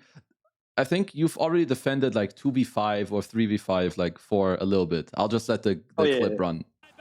Because like you're still dead for 20. Ana died back. Like he's gone for 2 minutes. And just, like you're just imagine what this. Imagine what he was doing, thinking there. he's just like suicided. Oh well. Because like all these moments are just, I don't know, this is like some of the best Dota games literally ever played. Like you watch this, I can watch this in 5 years from now, and I'll like have halfway goosebumps. Yeah, this is so much craziness going on, and it's in the moment when I know I'm respawning, I'm like, what are they doing? Yeah, it's like that's what I'm thinking. And you're playing as the best team, and you have this feeling that they just like don't know what to do. It's like this is like a weird feeling. Yeah. Like these are the best at the game, but at the same time, there's something. It's like they see the reality different. They don't see it clearly. And it's like, and when you're respawning, you're looking at the fight for 1 minute, and you're like, would be pretty cool to be alive here for Seiko Slam on this guy or this guy. Guys, I'm up in 60. Oh, wait, up in 40. They're like up in 5 seconds. They're like extended. This guy bought back. He used his BKB. It's like, what? Yeah. It's and then it happens in front of you. You're like, what? And then you like at that moment you already know you're gonna push it to win the game. Yeah. Because All right, I'll take it forward. It's hard to see. Yeah. Because even here, when you guys like end up throwing them, like even now they're still ahead in gold. This is craziness. Yeah. Like the fact that we. Yeah. You just get to run it down mid. I mean, Yeah. I think sometimes it can help people remember like what you felt in the moment when you get to see yourself on camera. I mean, needless to say, you win this game, it feels amazing. But do you have any Oh, like yeah. recollection of like how happy or like what else is going on like in your mind like in this moment?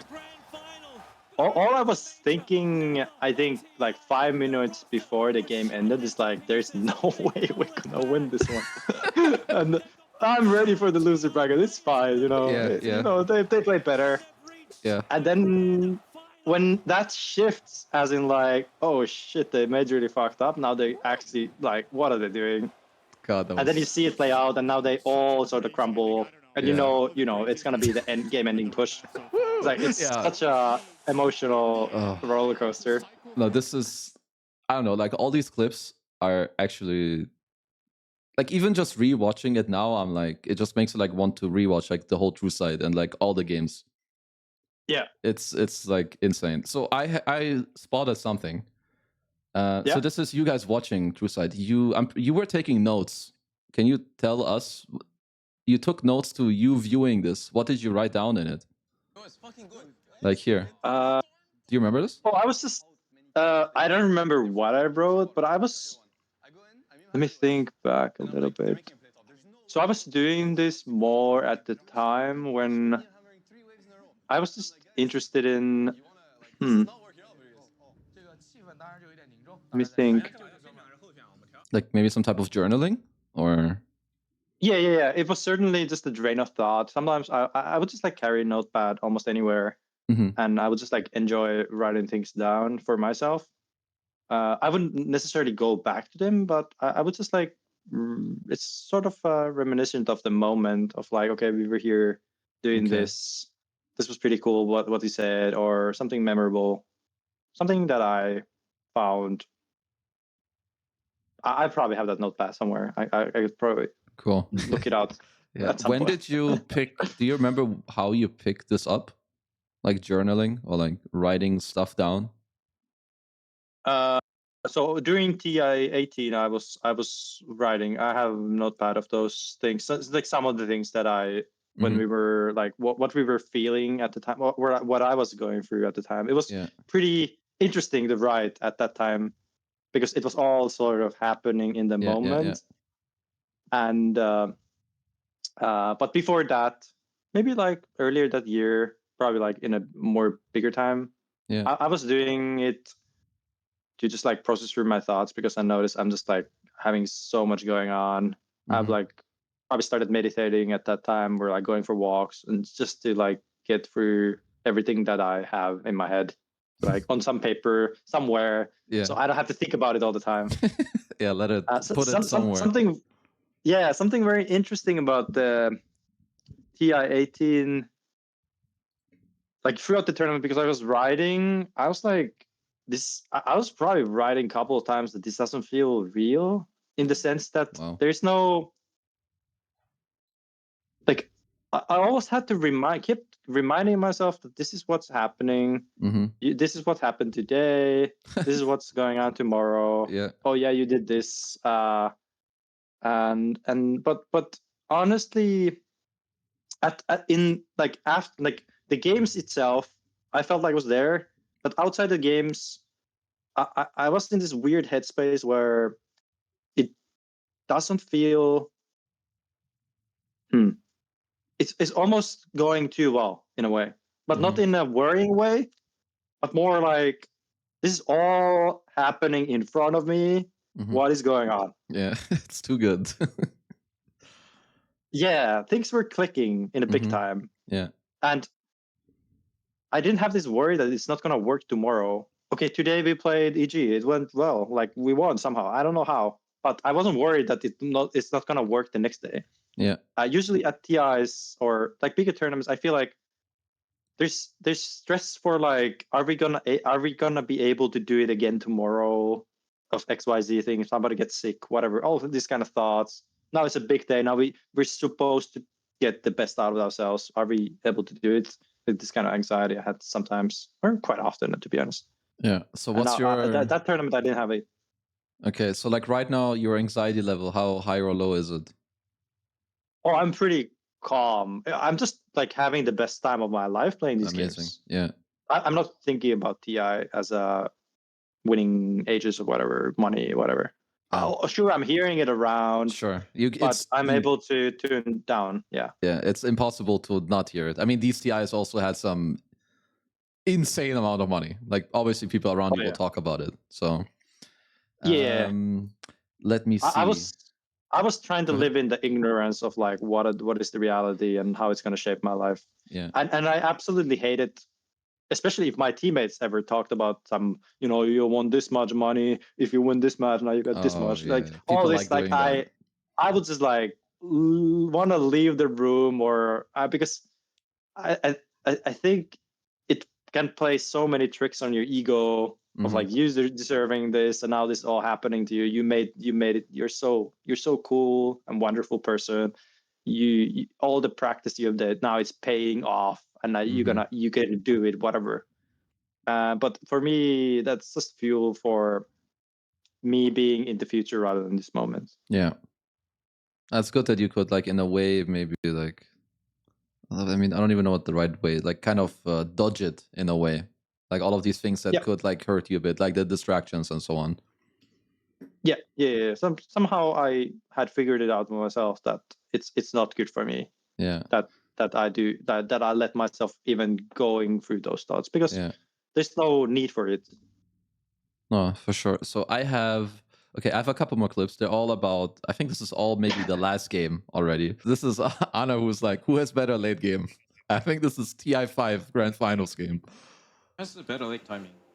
We do because we're better. We do? Yes. We're gonna fuck them, dude. Don't worry about it. We're not on timer this game. This is Zeus. Zeus late game. Ember late game. Magnus late game. Remember? Yeah. We got this. Yes, of course.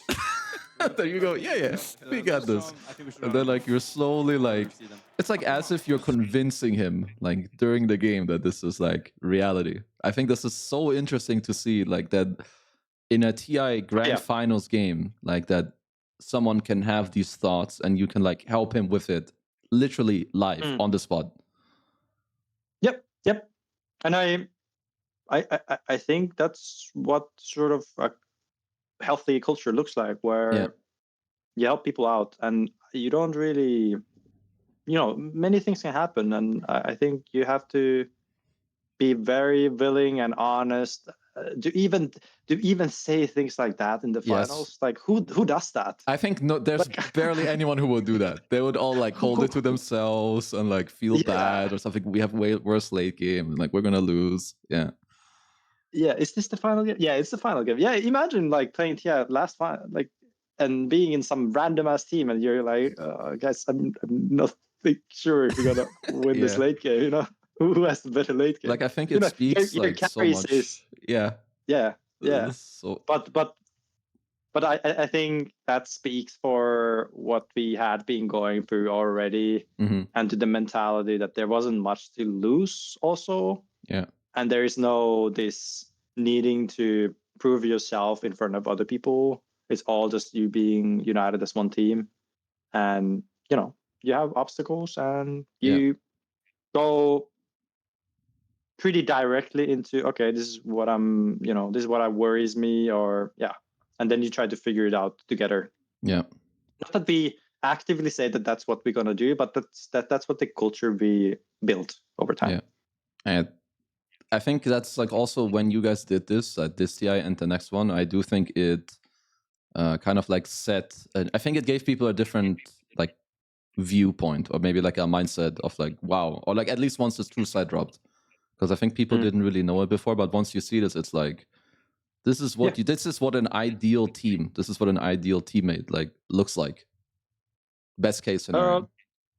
Maybe maybe people felt that. I think people understood that we have something like this going on, but they hadn't seen it live. And I think I'm sure it was very interesting for people to see how we actually communicate, what's actually going on behind all the hood of the car, as you could say. And it's this is what teams go through.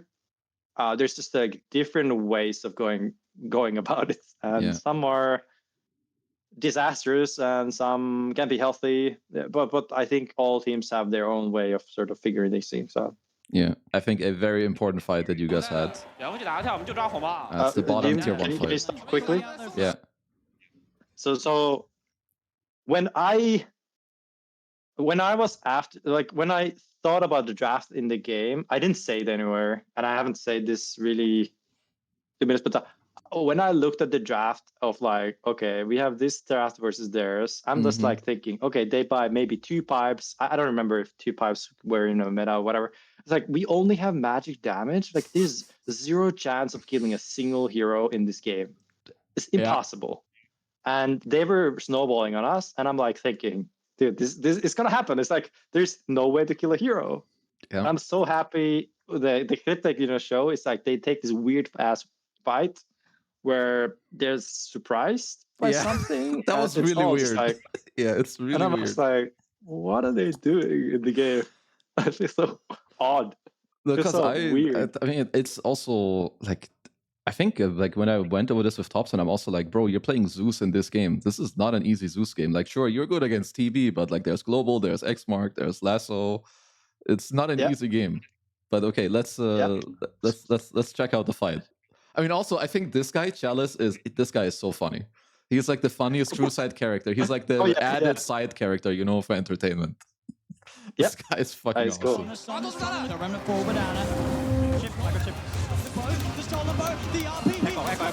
They're jumping in the F5's there with a slam, ready to hold off on the fight, but Chalice is so low. Chalice is going to go down. PSG.LGD, they've lost 3. FY with the TPL won't make it. Behind the fist, the Shade. Catching out the Shaker. Can he TP back in time before the curse kills him? And he gets the TP out and live.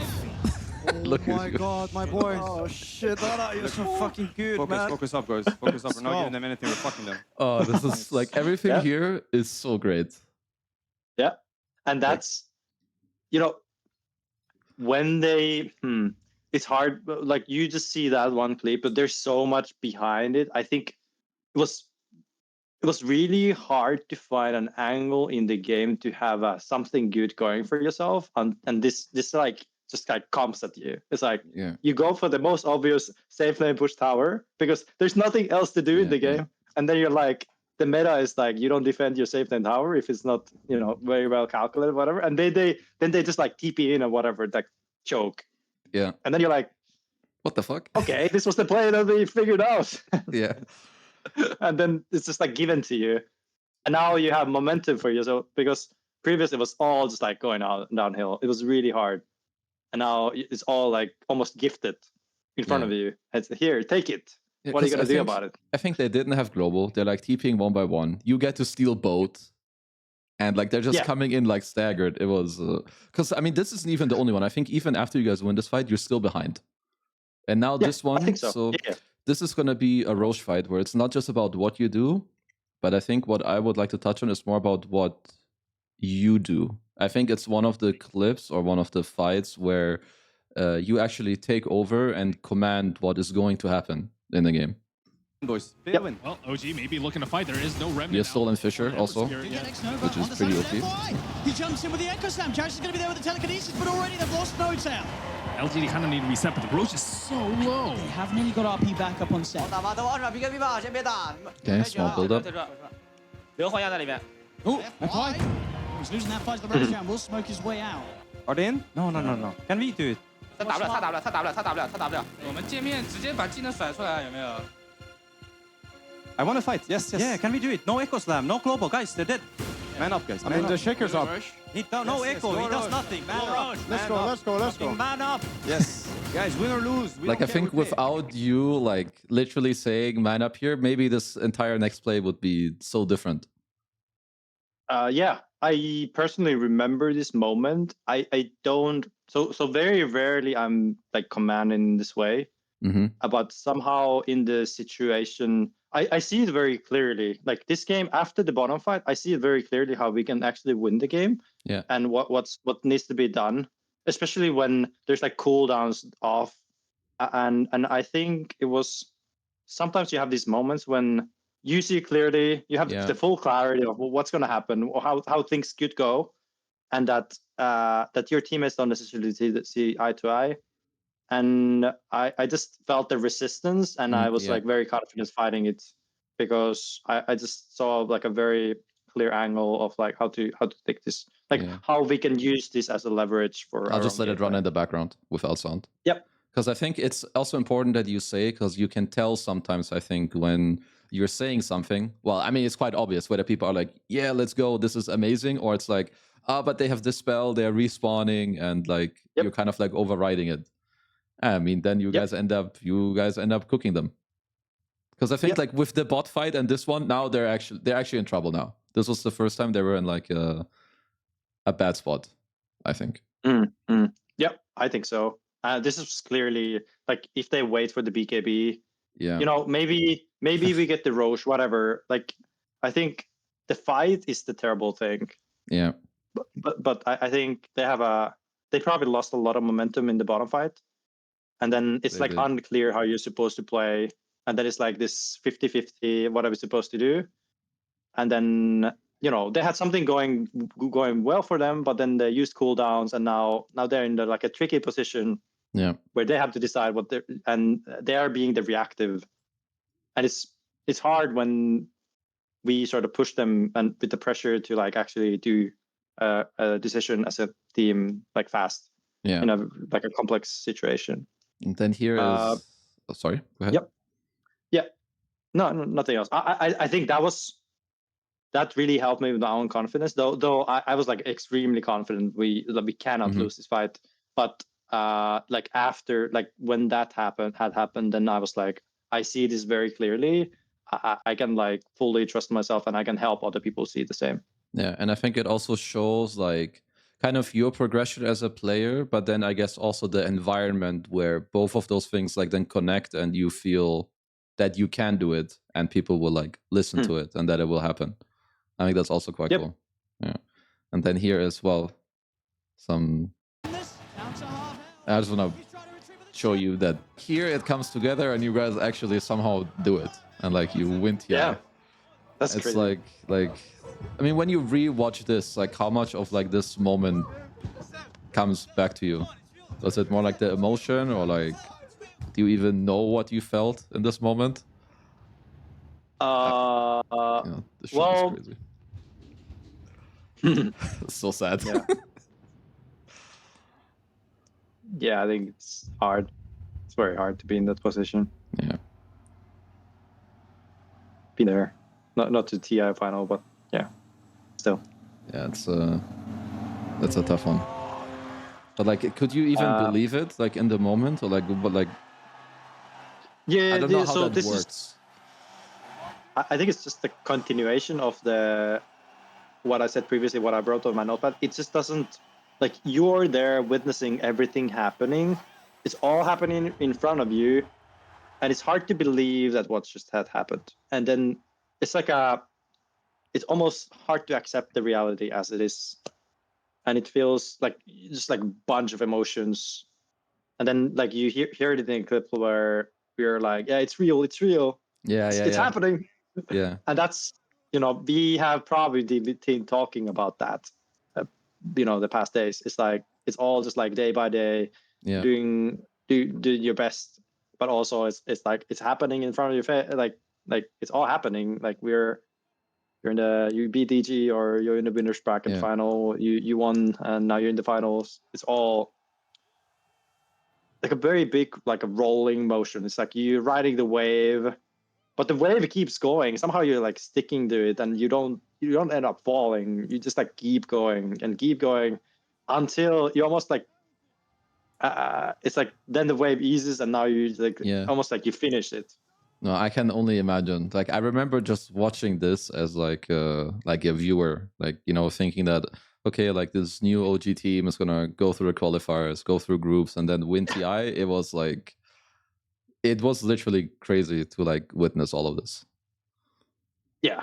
Like somewhat surreal. So I can only imagine when you were actually the one living it, that it's like, it's strange. Yeah, I can definitely see that. Oh, I still have trouble understanding how everything led to this point and it happened. I haven't really. I have accepted that it has happened, but if I think about the moments and how everything happened, it just doesn't make sense almost. Yeah. In a way, I feel like it's scripted almost. I have a sense it's scripted, and I can't help explain it any better than that. Yeah. And that is, it's weird being in that moment, and it feels like looking back, it feels scripted. Because then, like, because you're saying scripted. Like, I need to show the brackets. It's like at these two TIs, it's like the people you play also is like nearly identical. Like you have some, you end up doing like EG twice up here. You have winner bracket against LGD like 2 times. It's like, I think life is weird or interesting sometimes with how stuff like this happens. Yeah, and there's just like, I hate to feel it, but like I want to say it's consequence. Like it's it's all been building up, years. You've been building this career, and now you're good and whatever, and you want to say it's all just like there's luck involved and things just happen to line up. But then sometimes it's hard for me to accept that it's all just luck, or that it just happened in the moment and now it just went your way. But the way it went for our way, for example, this tournament, it's like it just doesn't make sense to me. And I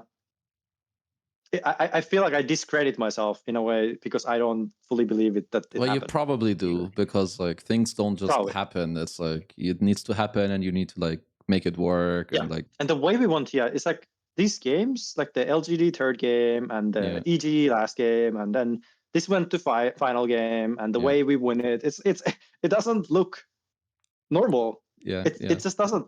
Like these things, they rarely happen this way. No, for sure. I have a hard time thinking it's all just like luck or whatever. Yeah. Because then also, like because you won TI, I mean, you won a shit ton of money. Maybe we'll get into like the money aspect later. Because I want to talk about this TI, well, at least as much as you want to, and then we can still touch on like you retiring and like some random questions here or there. But when you compare like the first TI to this TI, what do you feel like is the difference for you guys? Is it just like did this TI feel like you were more prepared, or like it's actually easy and it's real? Yeah, I think so. General feel, what I've been thinking about it is that we're just more mature. We know what we're doing. It feels more calculated, more serious, and we feel much more confident in ourselves. To the point, like confidence in the way that you actually know what you're capable of, rather than just like I see. This like we really like this one idea, and then you do it, and then it looks different. Whereas now we have experience playing together, and we know each other very well. We have been going through quite a bit, of course, and that you feel ready, much more ready. Would you say that like the games you played here, are they like kind of similar to like TI8 to TI9, or are there other games from here that also stand out to you in a way? I mean, or like how's the OG-EG match? Because it's still, even though it was 1 year later, it still felt like very similar vibes. Yeah, of course. It's well, actually, I have a clip of one game because I will need to ask you. I mean, you guys did the banner thing, right? Like the profile picture, whatever. So I need to know whose idea it was, and also like just this is very funny. Like you see him walk over, you drop the banner, you filter him off. It's just like again, like you're just watching, like you're watching memes unfold in like a TI main stage game, you know? I don't remember who came up with it, but we certainly picked on it as we saw the reaction of people, and they like you could just like understand that it has impact. Oh yeah, it did. Like, it had impact on me watching. I had a good time. And then we came up with this goofy banner, which we really liked, and I think that I don't remember why goofy. I remember being part of it a little bit. Why we brought it to the flags, but then Yeah. we just like embraced the playfulness of our own team, and I think it was much more for ourselves than anybody else. Sure, it looks like bad mannered, and it probably is. Like if that's the response of people, then it's probably bad mannered. Yeah. But it's also it's our thing. It's like our little world in Dota.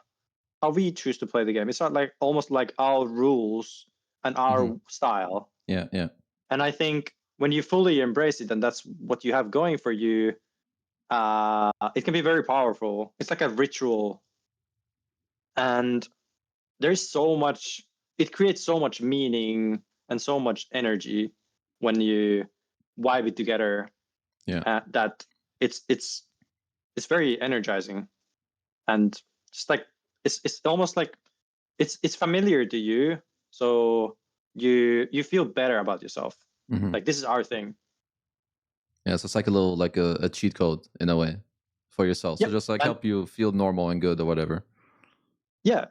And I think throughout history of human beings, I'm sure it's been happening. It's like people have had all kinds of rituals, and like if you look like if there's some like all wartime things people did to scare the opposing side, but also like empower your own home side. Like I'm sure there's like bunch of things people have done, and it's always been there. But I don't think we didn't think about it too much. It just naturally happened, and we found it genuine, and that's why it really worked for us. At least for me, I can speak for myself, but it looked like other people too. Really, I guess it really worked for enjoyed the others too. And I think also what you said, it doesn't matter a lot. It needs to be like genuine and normal and not forced. Because once it's forced, I think it loses like all its effect. Yeah, like this only doing it for BM, which I saw a lot of players do, and then like your teammates jumping in on it, like out of the blue. Yeah. Like it feels different. You know, you would see it in pubs all the time where people tip and whatever. And it doesn't feel so powerful either. It just feels like a gimmick. No, I this, agree. This for us, I think people hated it because it felt so powerful. Yeah. That we all just like vibed it. Because then I can rephrase my question, not like maybe hero-wise or games you remember, but perhaps rather, what do you feel like you guys did at this TI that other teams didn't? Because it did look like, well, at least finals-wise, I think you had Liquid's number pretty strongly. I mean, you lost game 1 to them, but I think game 2 you kind of stomped, game 3 as well. I mean, game 4 they try something cool, but ultimately I think if they lose one fight, the game's kind of cooked. So what would you feel like is kind of like, what was like the sauce of like your guys' team? Whether it's one big thing or like 10 small things.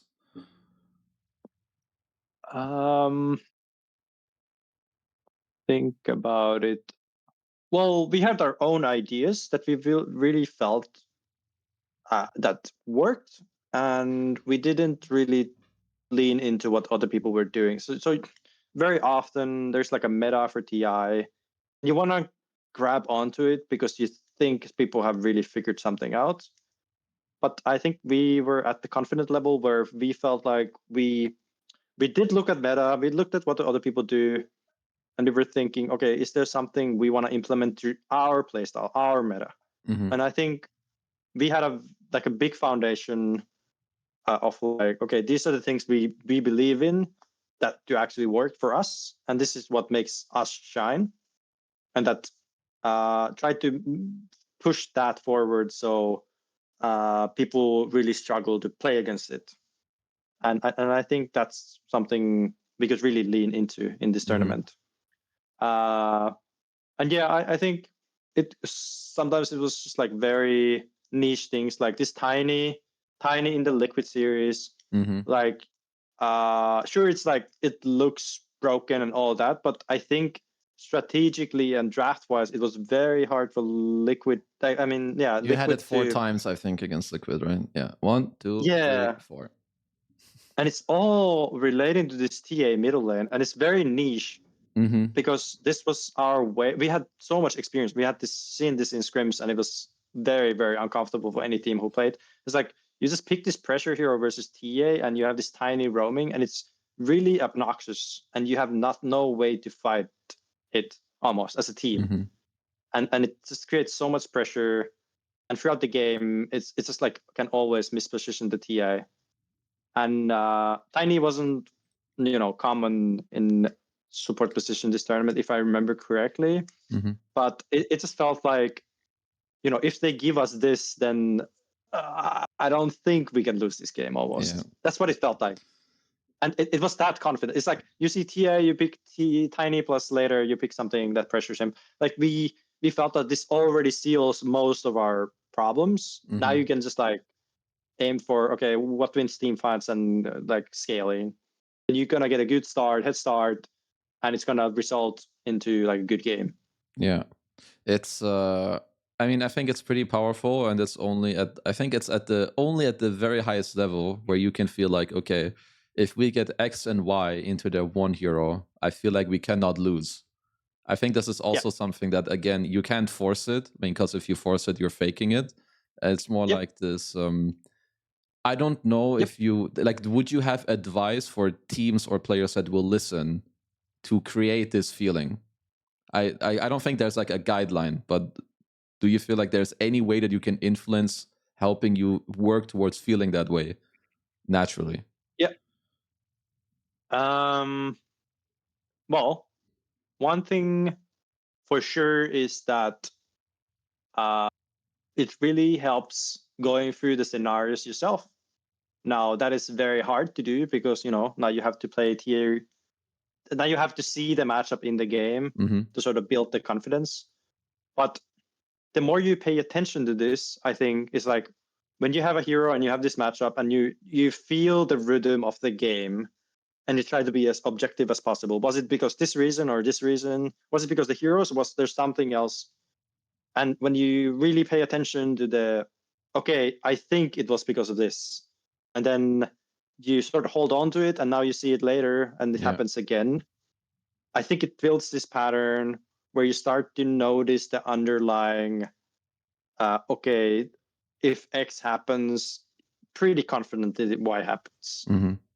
And it really requires sort of be tedious about it. And it's hard to have that feeling unless you have been there out doing it. And it's a really shitty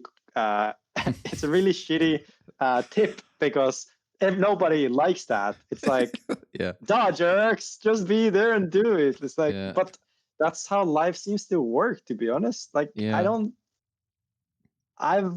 this is also like part of my sort of process after like my career, and we can sure go to that later. But it's like I've been so like throughout my gaming career, I realized that I just do my thing. I really just pay attention to my own actions, and I learned so much about the game, and I felt like I cracked it for myself. But then other parts of my life, I was very much like trying to grasp for external help. It's like, how do I help myself with anxiety? And all I'm doing is like Googling or going to YouTube for some videos and asking for help and finding these free tips for healing, like helping yourself in anxiety, breathe differently, process your anxiety, like wrote these notes and whatever. But I had a very hard time understanding that what I was doing in the gaming sphere is exactly what I'm supposed to do in the other spheres as well in my life, where all I just do is like get out there. Like if I want to see how TA is like Tinies versus TA, like just every time you see TA, just pick a Tiny and think like you're out there doing it. Now with games, it's much easier. Real life is not that easy. You can't have the same simulation all the time. It's difficult. But the tricky thing is like as soon as I realized it's all me trying to externally find the answer, but that doesn't work for me. It's clear it doesn't work for me. It didn't get me anywhere. I just like looped myself into more logical thinking and trying to really figure this out. But then like being there doing it and sort of internalizing the process and like really staying tuned to that, I think that's the money. But no, it's not people don't like that advice because it doesn't really it's actionable. Like you can go out there doing it, but it doesn't really help you very much.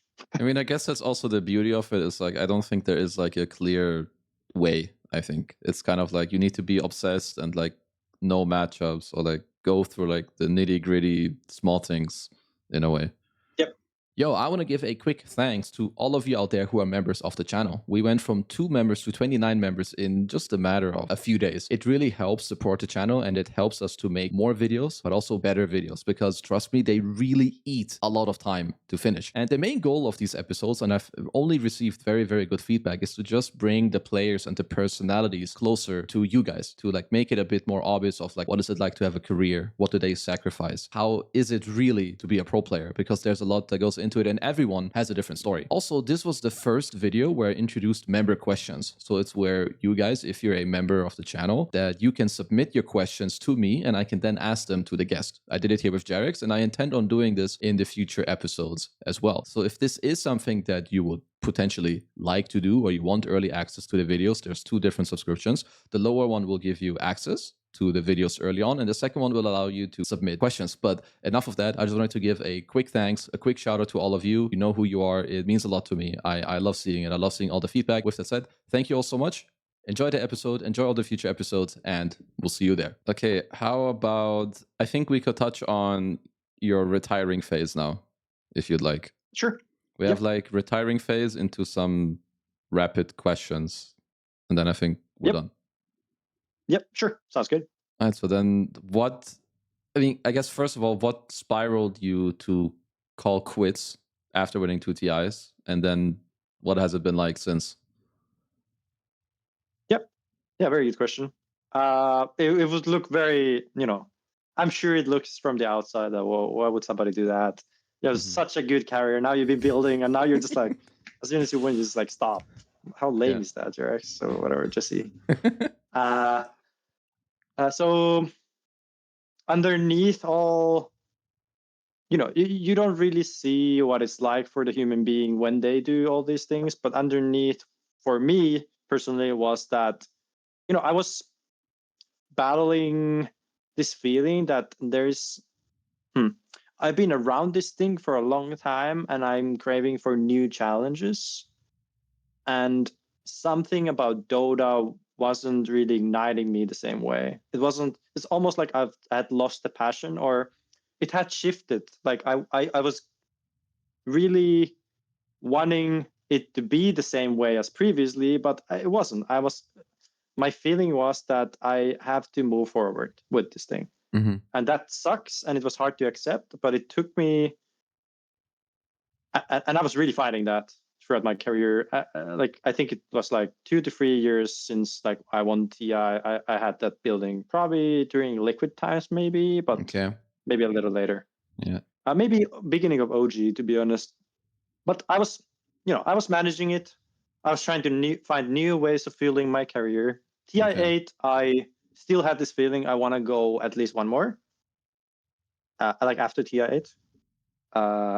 Started to just like see, okay, what is it like? But after TI9, I felt, okay, there's, clearly something has come to end. I had already before TI9, like throughout that year, it was hard, and I wasn't feeling the same way as previously, and connected to the game. So I wanted to change.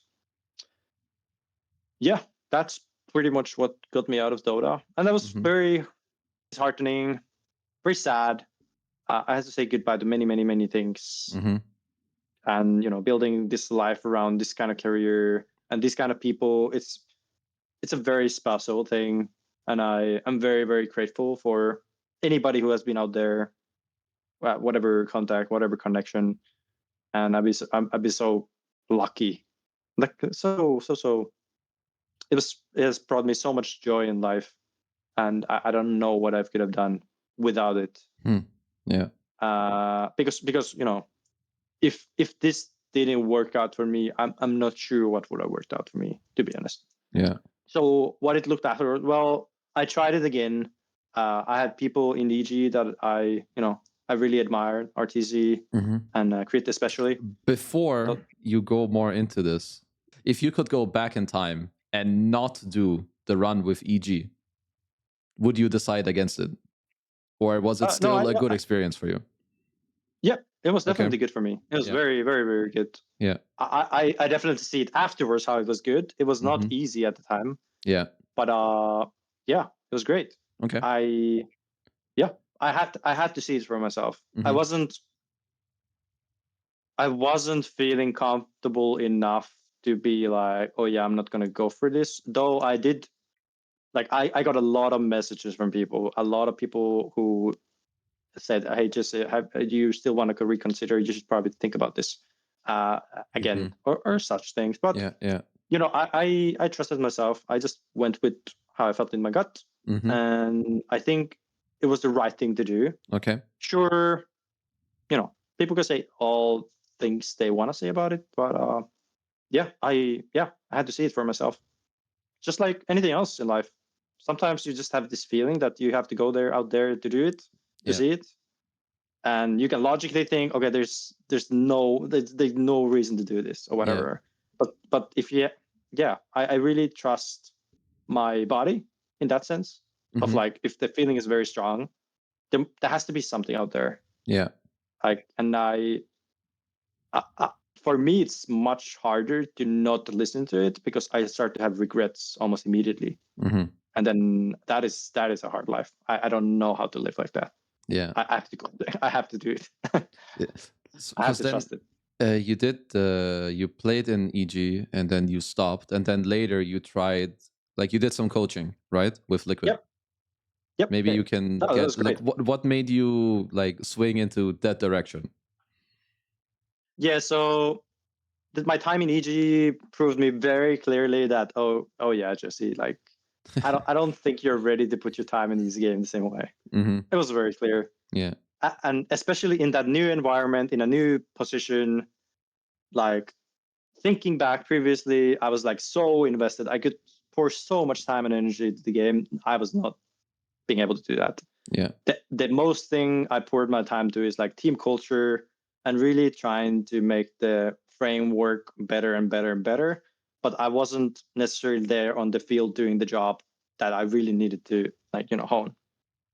And in Liquid, the shift was very, very clear to me that, yeah, just like take a step back from the game, look at things from the bigger perspective. You have so much to give there. And that's what I did. So gameplay coach. And yeah, I had a very fantastic time. So many wonderful people in Liquid, and I had such a blast. And I'm so happy.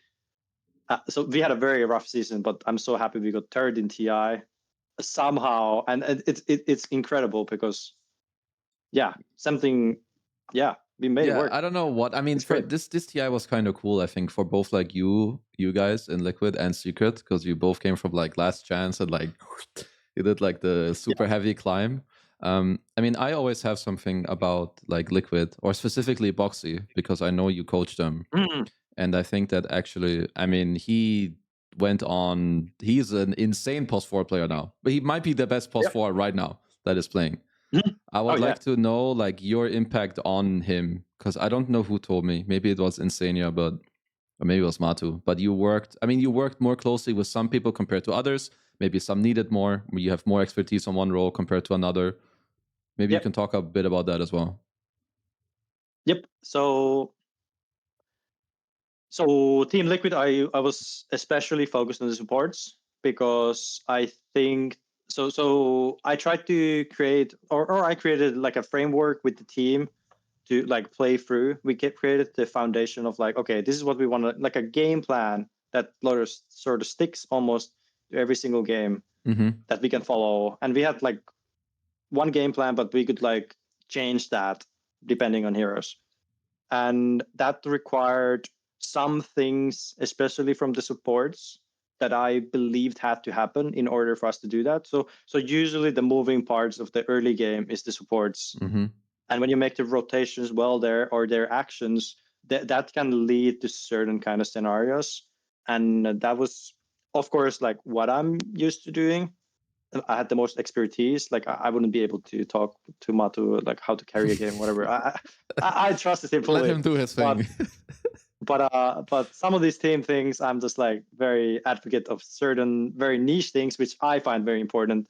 And I think me and Boxi and Insania, we had a lot of talks of like how to understand each other's and how to sort of find the right adjustments in certain scenarios so that we can do the thing that we want to do, and find ways when things are not clicking, but still sort of accept it as it is.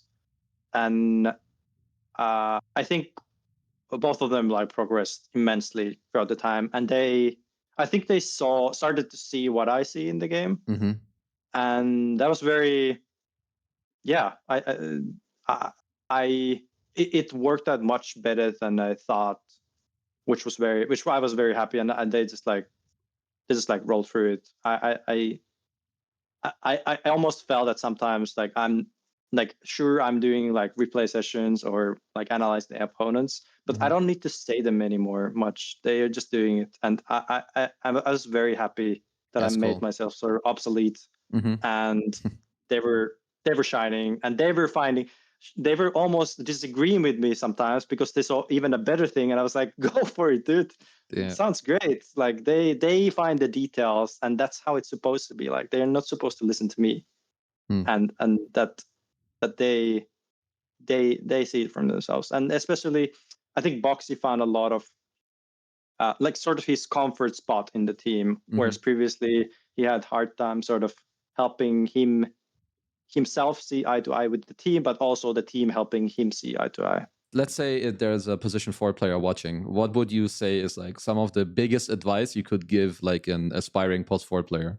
And let's say he's the melee guy that wants to be chaotic, not the hoodwink Dark Willow, like the range guy. Yeah. So I've been, I think the main thing for me is about just like in general about playing games, especially if you wanna do it in a way you're having fun, but also exploring it. So I see like playing as like your own journey of like what you want to figure out about it. So leaning very much into what you find interesting, and that differs for many people. That's just like that can be totally different for even on a professional level. People go very different paths. Oh, this guy is very organized. He's like strategically thinking. He wants to calculate everything for himself. That's what he finds interesting. And I really appreciated those people when I've met those throughout my career. But also there are people that sort of just like vibe it. I think Anna is like a perfect example where he follows his gut feeling of like what he thinks is playful but cool to sort of making work in the game, finding this like niche things. Like here in this very specific moment, you do this thing and you like dominate or whatever. And that's I think something to follow. And many people, like many people, find themselves sort of stuck thinking that what am I supposed to do? This thing. Like, what do you think, Jerax? Or that's a bunch of things, but like they missed the point. They missed the point of going through the journey themselves, which ultimately reveals the answer, and they will find it out. But if you can enjoy the journey, if you can like embrace, okay, this is just another obstacle, and that how can I be comfortable with? How can I get out there to figure the answer out for myself? What's interesting about it? Can you find yourself be curious? Oh yeah, there's this thing that feels like it's really turning my game down every time. Can you somehow find the curiosity within yourself to like, oh yeah, but even though it's a bad thing, maybe there's something else to it. How could I okay, this person talked about them finding the answer this way. Can we be curious? Okay, how did they figure it out? Yeah. And if you can lean into that curiosity and sort of authenticity within yourself, that oh yeah, it's me playing the game and it's my journey, then I think that's the gold mine. Like yeah, I think, and you can always lean into that. Yeah, I think that's a good answer to. I mean, obviously, there's like many different like ways you could also interpret this one, but something that happened to me at some point is I think people are what's it called? They're quite focused that one thing means one thing, as in, I don't know, let's say dying is always associated with it's a bad thing. But not every death needs to be like seen the same way in a way, or like not every team fight needs to be seen the same way. I think like maybe disassociating or like analyzing it differently can help. Well, that's something I got out of what you said, at least. Like that's my offlane way of interpreting that. Yeah. There's a wonderful example in this, and it's related to AI. So there is chess bots that have tried to figure out the game as best as possible. Yeah. And what at some point when the engine has been running long enough and it's been beating itself, the fact that it does moves very differently, that feels very unintuitive, but it understands that it's a game of pressure, it's a game of controlling areas rather than the pieces. And it actually doesn't care so much about sacrificing a piece or two. It cares about how the pieces come together in a certain area, and like it doesn't matter if you're like behind, but you hold on to the pressure and you find like a niche angle of like pushing it so that it has value for you. But you don't see the value necessarily immediate. And I think it's a wonderful example where sometimes the answer is not very obvious, but we human beings want the logic immediately. We want that. They want it to be some way because it eases our mind up. Now we can completely move it to the side and now we can focus on other things. But if we keep paying attention to it, maybe there is more to it. Maybe there is maybe there is ways of feeding. Like Johan is a very good example of like feeding in games repeatedly, but still making it work in the pro games, and not a lot of people did that. No, but I think that's a good point too, because a lot of people are also focused on like the right now, like that's what you said. Where instead, I think a lot of plays you only see the full extent like a minute after, like what happened to the map in 60 seconds later, and then you can analyze. So I do think there's like a lot of truth to it. Yeah. So what else do you have for the retirement? Like, because obviously also it can't be so easy. Like you touched on it a bit already, but you win 2 TIs, you made a shitload of money, and it's like Dota has been your whole life, as it is for most people that play competitive. It absorbs you, and it's everything. So what else is like something that you would just like to talk about? I think so. So what's been happening after Korea for me is much of like a new kind of journey. I didn't know what kind of journey, how long is it, but certainly like an internal journey of like, okay, who am I as a person? Because I've been creating all these identities of me as a player, and really breaking things down. Who is behind all this? And that's I think it's hard to live this career or in the life and not build like very, very strong identity relating to it, because it's holding it all in place. I think especially the moments when I knew I had to make a shift at some point. What was left keeping it all together is the fact that I still have this old ways of thinking, old ways of like living life as a player, and I was like holding on to it, like, please, like, let me still be a player. Whatever. I'll do whatever. I'll find ways. I'll focus on my team.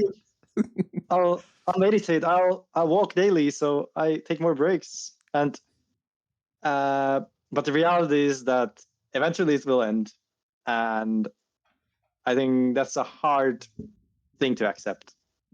If you haven't, is that everything changes, that life will keep going, and what are you gonna do? And that your interests will change, and the people around you will change.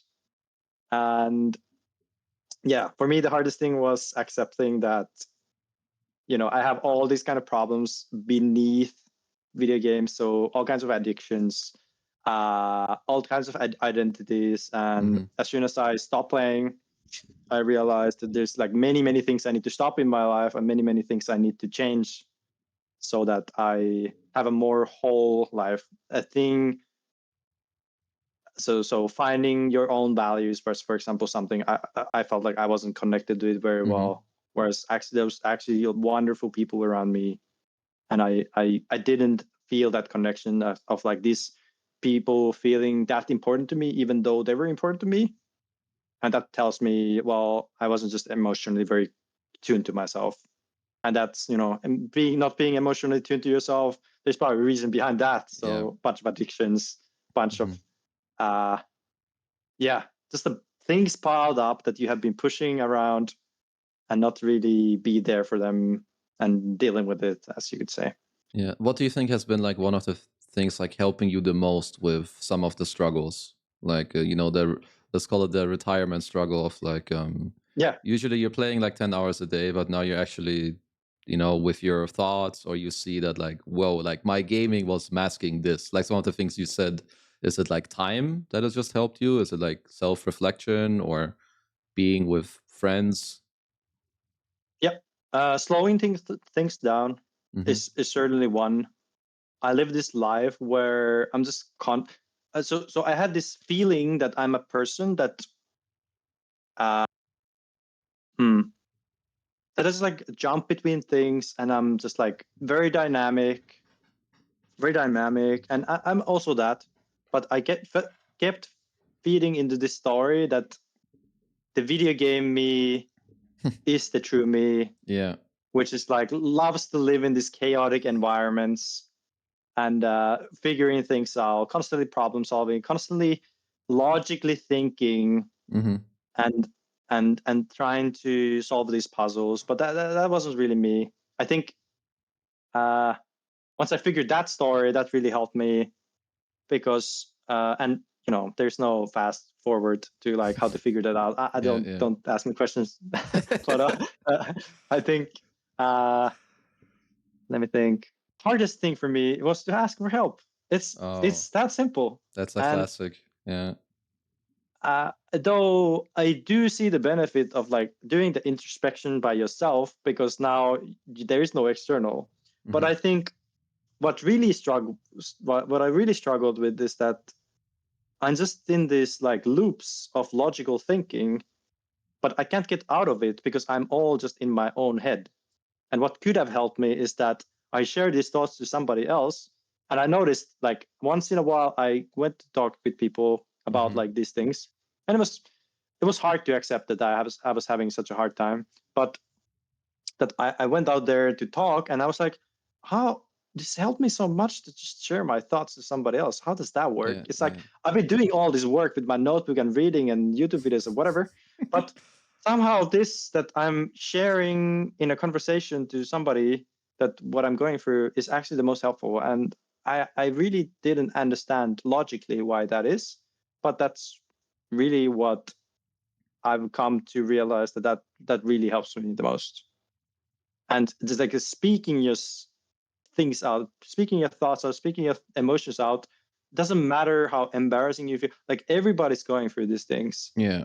And it's really hard to go out there because there's so much going on. But usually, like everybody understands that they're going through something, and they're very relieved actually that you share this, because now they also feel the same way. It's like, oh yeah, they also have the like now I can open up. Now I can also open up. Yeah. And that's great. Yeah, it works both ways. Yeah, and it doesn't even matter for what. I mean, that's it's just a powerful message. I think asking for help is normal. It's good, rather. Even it shouldn't just be normal. It should be good to do because it helps you. Yeah.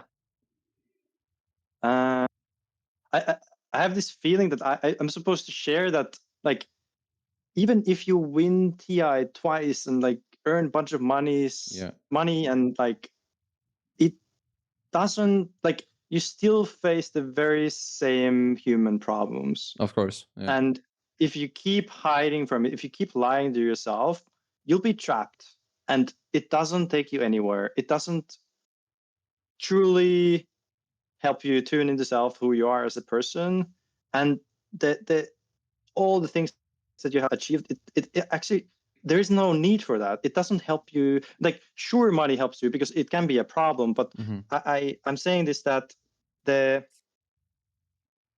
the biggest relief I had is that I wouldn't even need any of these things. All I can do is do the introspection and talking with people, and this requires no money. It's like zero cost, zero cost healing. but it takes.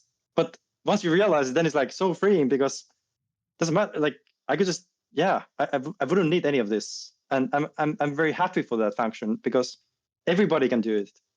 It's just that coming to realize that's actually how you heal is takes time. Well, it hasn't been an easy retirement, but it sounds like you have you're going the necessary and right steps to I don't know, come to peace, both with that and with yourself. Yeah, come to peace is a very good term. I think that's sort of been the journey towards. Now I don't know what the journey looks like from here on, but certainly I didn't know that's even the goal that I'm aiming. I just thought I just want all this. I want to deal with all this crap. I don't know how to do it. I don't know what's after it, but I'm sure it feels better than this one. Yeah, it's always hard in the beginning when you quit something. Okay, so I've got a bunch of questions now for you. So the first two are from members, so it's people that support the channel. First guy's called Fitzby. He wants to know from you, or his statement is, it's obvious that many players are quite shy. He's talking about people like Anna. I can imagine that all the hustle, pressure, and media cost a lot of energy to deal with. How were they helped to cope and perform back then with such pressure? Because psychological support wasn't as readily available. Yep, that's a very good question. I would say the team has a very big function in this. So let's say it's related to media, and we can use Anna as an example because it has happened. Is that when he hasn't really felt like doing some post-match interview, even though it's his turn, as in that or whatever. Like Anna hasn't done media for the last 2 months, and now he feels like not doing it again. It's usually the team tanks, as in you understand what the guy is going through, and somebody just does it for him instead. That can require, though, team culture stuff where you have sort of you come to realize that that's what you need, and that Anna has your back whenever things come up in the future. He has mutual but he will give it to you back, but at this time this is what is the case, and I think some people require that or some people have that need that they don't want to be pushed that way because it really emotionally is tough for them to deal with it at that time. That's one. I think other thing is you can there was psychologists that have been working with us. You can go through therapy yourself. I think finding people in your life outside of gaming can be very helpful. Just you can talk your gaming stuff to them, and even though they won't necessarily know the world, I think it still helps quite a bit. Just get things moving. Yeah, I think that's a good answer. Now I have another one from Nazrad. So he wants to ask you, so the type of adrenaline you get from playing heroes like Shaker at TI, the moment where everything clicks with your team, you're winning TI, you're hitting all the spells correctly, that must be a pretty unique kind of high. Since retiring from Pro Dota, have you found anything that gives you a similar feeling? And if not, do you miss it? First of all, I do miss it. You do, I mean, that's a banger moment. So yeah, those moments, and you could think it's just that moment. There's many moments like this. They're just not necessarily in the scope of what everybody looks at. This is just one of them. Of course, a very very massive one. Adrenaline. I do miss that, though. It almost feels like after my career, I've come to appreciate something less of an adrenaline things, and it almost gives me the same high. Though roller coasters can do that, which is pretty fun. Yeah, that can be. What else have I done? Yeah, that's one for sure. For example, Mm-hmm. but I'm not like actively craving for it or anything like that. It's just it can be very much in the moment, and then you notice, oh shit, there's actually this kind of adrenaline, and then yeah. Okay, But well, yeah. that's good. Okay, so I have a segment. It's a question that's actually from my mom. She wants to know: is there something that you sacrificed or stopped pursuing because of Dota, which you either regret or that you're now picking back up that you have quit? Sorry, was it career or hobby?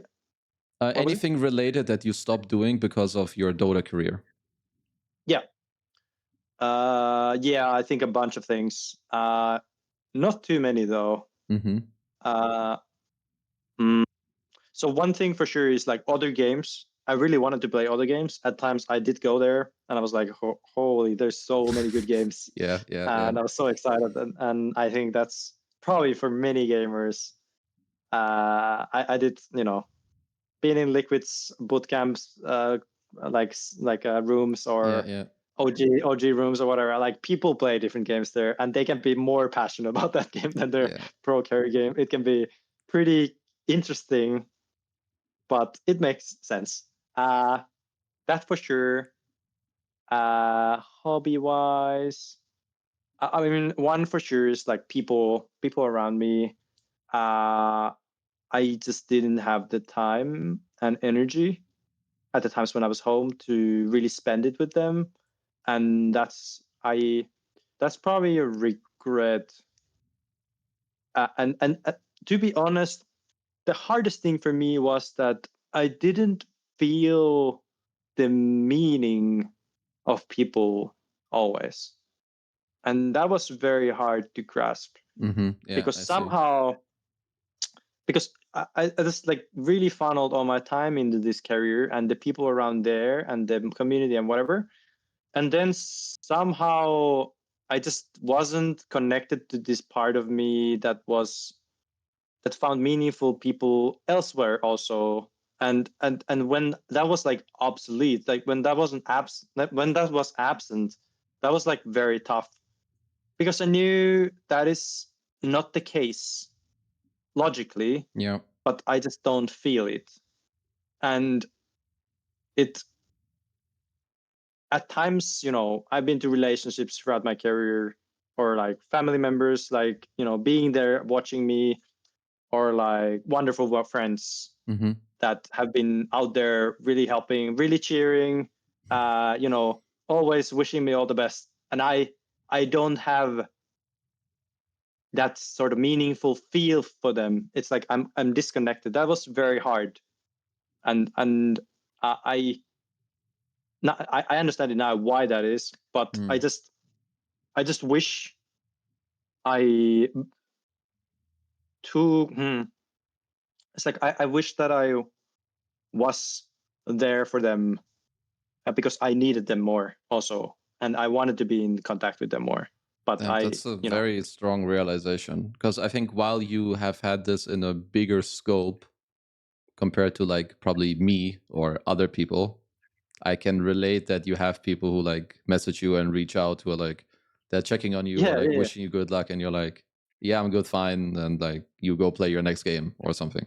I could logically get myself to give like a meaningful text message or something, but I wouldn't necessarily have the feeling behind it. And that's because I did care about the people, but I just didn't feel the deep rooted of like, this person really matters to me. Yeah. And that's tough. It really sucked in the moments where all these things bubbled up, especially when you're in like competition and you're on the stage, and then you feel that this lingering feeling of like, are you capable? Or do you really know what you're doing? Yeah, this one. There are all these people watching. There's all these people watching you, and I have like literal feelings of unable to focus. I look at my screen and everything is just faded. Oh, wow. I'm so emotional in the moment, and I'm on the live stage, and the game is about to start, and this is what I'm feeling. And people don't. In a way, I'm very grateful I played support, and especially early games. Sometimes it's just like you have time. You have a little bit of time here and you're there. the post 4 running like- around thinking. Yeah. Like, mhm. Oh, it's Jerax did something unoptimized. Yeah, it happens to him, you know. And I'm happy for that. But if I was the carry player, the mid player, or something like that, I would be terrified. I don't know what I'm supposed to do with that. So and you know, I'm also very pleased that I had very good teammates most of my career. Yeah. Which I could talk to and be like, oh yeah, I'm feeling this. I'm not feeling so good. What do you think we should do? And yeah, just like escaping and dodging and avoiding, and yeah, that was not good. No, I think those things make sense. And like having those teammates you can actually open up to is very powerful and very rare. I think even nowadays that's still like not that normal. So you guys definitely had something. Okay, so let me go down the list. Someone wanted me to ask you, saving strats for TI, is it a meme or is it real? It's real, for sure. Yeah. Do you think it was more real back then than it is now? Or is it, do you think it's similar? I think it was more real back then than these days. The reason I think is that the game has shifted, or the way teams approach the game has shifted to more like people have very strong foundational, you know, structure, and they look for things they can repeat and that they absolutely know that works, and they can always fall back to that. Yeah. And back then it was more chaos, so you could really surprise people, and they would, you know, when you miss the foundational level and somebody's like, hey, first pick alchemist in some never in the meta, it can really get to people when they don't have something that they can trust. They might just like tune out in a way. Yeah. Okay, that's good. Okay, so now I'm gonna have some player related questions. Do you have a strong memory of, I'm gonna ask you 3 different types. So an incredibly gifted player, a brains player, so like smart or strategy, and a hardworking player. Do you have one of each that come to mind quickly when you hear this? Wait, can you repeat again? Incredibly gifted. Yep, Miracle probably. Okay, brains or a strategy type player. Johan Notail. Okay, and hardworking player. Matumba Man probably comes to mind first. Yeah. Okay, I would have made fun of you if you chose 3 OG players, but you got 1 Finn at least at the end. Yeah. No. Okay, so my next one is, there must have been a player during your career where you felt like they should have achieved way more than they did. Or maybe not way more, but you know, you feel like there was this player that they deserved to win TI, but they did not. Well, I think there's one very obvious answer, but let me think a little bit. I mean, I think there's a few, so I want to see if you have one of those. Oh yeah, there's a few actually. Now that you say, well, I think Ame probably the most. Yeah, I though he has been successful. Let's not, you know. True. But I think a lot of people have been successful. They have just never, like, they necessarily didn't win the grand prize, but they have been out there owning and, you know, dominating. No, I think that's a fair play. It's like some. We love to look at these big tournaments, and you know, they have probably been out there finishing very high up, but not necessarily winning that much. Where would Zai rank in your list of this? Probably pretty high. Yeah. I think. Yeah, I think. Just, you know, I got very close to him in Team Liquid by coaching them. Yeah. And I think just emotionally and in like just like when I talk to him as a human, I feel like there's something there that really makes like for a good teammate and somebody who's like willing to put them out there for their teammates. And you know, he has been having an incredible career, of course. Yeah, he's a very intelligent dude. That's for sure. Did you have a player that you really wanted to play with in your career and you never got to? Miracle, maybe. Not that, you know, quickly. Yep. Okay, that was a fast one. So since you still watch, or at least a little bit, do you have a favorite player or team? Or is it more random, like when you tune in? Oh, these days, it's actually very hard. Yeah. I don't. Oh. No, let me think. Let me think. If I can give you one tip from the outside, at least when this player gets interviewed, you should watch it. It's the POS5 player of Yandex. His name is Malady. This guy gives Malady. the best interviews right now. So when this team is playing and they go deep in the tournament, when you watch him, you will have a laugh. He's amazing. Okay. Nice. Yeah. Maybe, so if I get a real answer, and this is mostly just from sort of my own, it's just good memories. We had a very good time in Mikke, so probably Mikke. Of course, you know, Box is still there too. So of course, what I would probably watch Team Liquid. That the makes most sense. likely. I thought you. That's. I feel like that's a very like natural that it's somewhere like deep inside of you to say Liquid. Like you've been with them, they're great people. Yeah. Like. Yeah. Also the fact. Yeah. Also the fact that when I was there coaching them and we got third, I just saw so much hunger. It's like only third. Yeah. It's like, come on, we can do so much better. And it's almost like we just had started, and I could feel that they're gonna go very far, every one of them. Yeah. And for Mikke, I felt probably the most, you know, I could feel that he has so much to prove for this world, and it's absolutely there. Yeah. And I'm very happy what he have achieved, and I'm like, I'm very happy to look forward to his upcoming games. Well, they had a lot to achieve because after you helped them out, soon after they won TI. So I think you did pretty good. Was there anyone during your career that inspired you? And I would say mainly it's more for like your position of gameplay. Like, did it ever change where you were like, oh, now maybe I can look at other people? So FY was one for sure. Yeah. Because I think there was something similar and something different. He was like more stable, more like an organized player. Yeah. And I was more like sort of dynamic. But I think there was a lot to learn from him at times. That's him I started looking at some point. Who else? There was a time when I watched Yapzor a lot, but and not, but mostly. So I disagree with what he was doing most of the game. I would not be surprised. You guys are like polar opposites. but then he had very good ideas sometimes. So I think how he took, so it's very specific, but it's like more team fight oriented, and it was that was the thing I watched, and then it was interesting to see what he can do with items because he was very farm oriented. Mm-hmm. But I seriously disagree what he was doing in many teams in early game. But that's just my feeling. No, that's fine.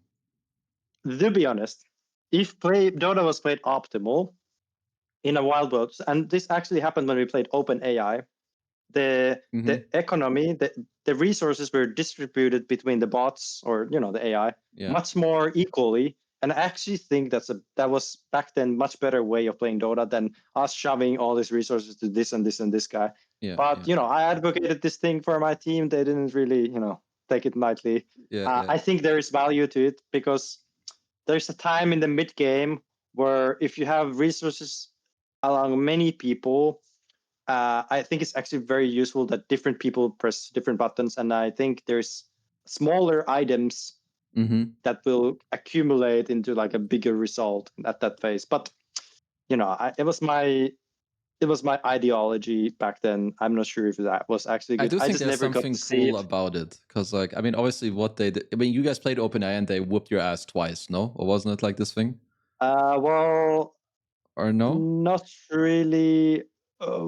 Yeah and no. So the problem in that match is like my teammates were not motivated. I was very motivated. Okay, yeah. You were hyped, Yeah, I was hyped. The problem with the game was that, well, they weren't motivated at the first place to play somebody like computer. But the other thing is like we played on a patch that was some weird ass patch way past, and there was only a couple of heroes. 20 or something. So I remember it was very few. Something like and it wasn't really us playing, to be honest. Not to, I think it's also excuse. not to me, but I think my teammates, they just were like, we could do so much with all the heroes. Yeah, sure, man, but we're playing these rules. Can you please accept them? Yeah, I think you guys would have probably got your ass kicked maybe either way, because it looked cool what they were doing, like this, like how they were playing, or like that was cool.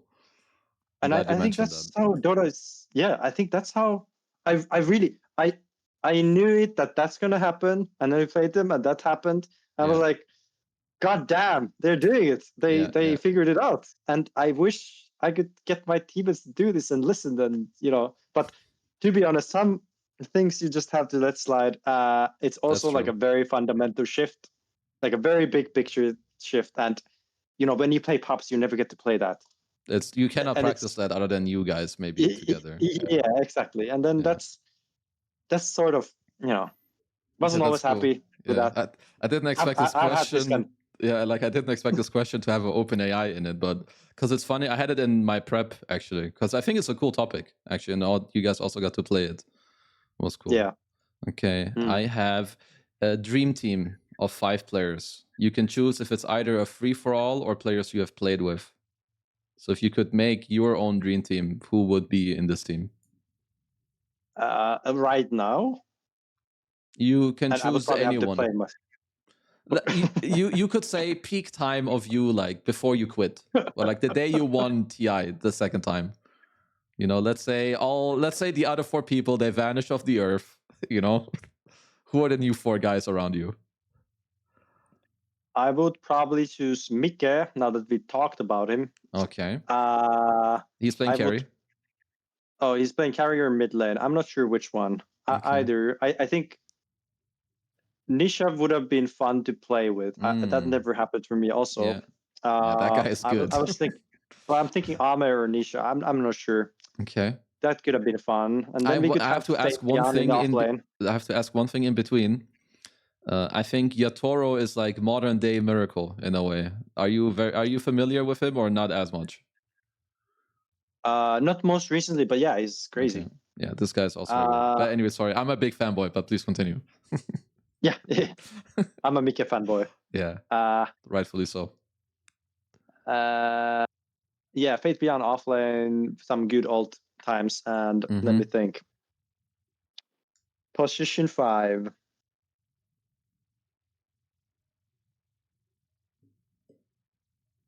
I just go Notail. Yeah, easy choice. What if he vanished? You have to get a new 5. Okay, new 5. Synderen. Yeah, let's go. Fuck, amazing. Yes. God, I get to clip this to him. This is awesome. All right, he will bring the vibes. God, I love Synderen. I'm sure it will be wonderful. And God, I guess I have to be +4. Yeah. So you and Synderen support duo, no problem. You lane with Faith Beyond, you speak Chinese. Yeah. Synderen will speak with Ame, maybe, unless it's Mickey or Nisha. All good. Oh, this is a wonderful team. It's gonna go great. Okay, well that's a good dream team. Well, I have only one question to top it all, which is, what do you feel like your future will look like? What are you gonna be up to? Do you have plans? Plans? Well, to be honest, I don't know what it looks like. My life is sort of in a state where it's sort of finding its place, but I'm very excited about it. But it seems very unclear, but I'm totally fine with it. And yeah, I wish to help people around gaming, especially if they have problems with it still. So gaming addiction could be something. So yeah, I don't know if I can go too deep into those, but yeah, I wish to help people more. I wish to be there to get to their goals, sort of. So that kind of positions, and really push like a team culture kind of vibe. Not just work, but also my people around me. Yeah. Building communities, making cool events, organizing cool events, that kind of stuff. That really sparks me. What do I see? I think. Well, I don't want to go too political, but the world seems to be on a big shift of changing many things. Yeah. And I don't know where it's going. So, yeah, I think that probably puts a big direction of what I'm gonna do. But hopefully, yeah, something beautiful comes out of it, and yeah, just love to help other people out. Mm-hmm. Do you still do coaching? Well, I know you did one-on-one coaching. Not currently, no. I don't do. Yeah, I don't do coaching. Okay. But if people wanted to, like, maybe, let's say, like the things you said where you would like to help people, maybe with gaming addiction, whatever, is that something you still want to build, or do you feel like you want to tell people that they can reach out to you?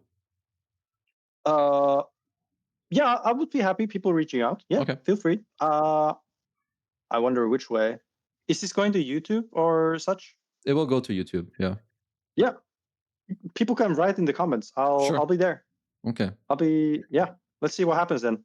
Yeah, I think that's the best way. Nice comment farming. I didn't even mean for this, but if you guys want to talk to Jerax, down below, let's go. Yeah. Sadly, this will be in the very end of your video. So yeah, I know. I'll make this the very first minute, but no. We'll see. We'll see. Yeah. I have one more question. What was your favorite iteration of Earth Spirit? Because I know this hero had like 40 different versions. Did you not? Like kick stuns, roll stuns, silence, like whatever. Yeah. For sure, when the kick, so you kick the stone and it's stunned, that was the most hype. Okay, I don't think I played that. That was super early. Quite early. Okay. Because at first it was pull stuns, which was ridiculous. That should have been immediately changed. And then you could like snipe. So you do like long kick, and that was pretty fun. I don't like the most imbalanced version. It definitely wasn't the most fun. Okay. And then when the ultimate actually had impact, because the ultimate has been like garbage. Yeah, Magnetize has been pretty weak. And what else? The saving agonyms. I'm not sure what's it these days. Still exists. You turn some guy into stone, and you can like omega kick him. But I think they did something with that for a long time. It was very unpleasant. And yeah, I think just sometimes I just felt like the numbers were tuned off. But I think they had a very good idea originally. But then they, instead of making it like a high skill hero, like a complexity in terms of like, okay, you can invest time into it and it rewards you a lot. Yeah. They made it so that it's easy to master. I don't know if it's even the right way to put it, because it's not necessarily that. But in a way, they removed the originality of it, which was that it takes time and effort to get to a level with it, to do the things, to actually manipulate the game. Yeah. It's sort of its own video game. And the custom game within a custom game. Yeah. And yeah, maybe they just tweaked it too hard, and then they changed many things, and then it felt the originality of the hero, which was the cool things, doing the cool things, changed a lot. Oh, that sounds good. Yeah. So. Oh yeah, there was something. Yeah. The roll was very long. I like that. Yeah. I don't remember, but I know that you're right that it was longer than what it is now. Yeah, and it's stunned or wait, I think at some point it slowed. Now it stuns again, because when you roll on someone, you end up behind them and like they're stunned and whatever. Yeah, the cool thing they could have done is when you spread the magnetize. So originally it's slowed, so you could spread all the slow in all the heroes. Holy shit! Yeah, that sounds OP. Yeah, that sounds really good. Okay, let me see. So I think I am. Yeah, I'm complete. I got to ask everything I wanted. Do you have anyone you want to shout out or anything you want to say before we close it out? Yeah. Shout out to the whole Dota community. Really loved. I mean, I still love it as it is, and it's always great to come together. Always great to have a chat with people who, remember my time there or anybody else's. It's still, you know, that's very close to my heart, and just like all the people out there that really just like built my life as it is, and I'm very, very, very grateful for that. And it's only possible because you guys. So yeah, very, very, very grateful for that. Well, thank you for taking the time.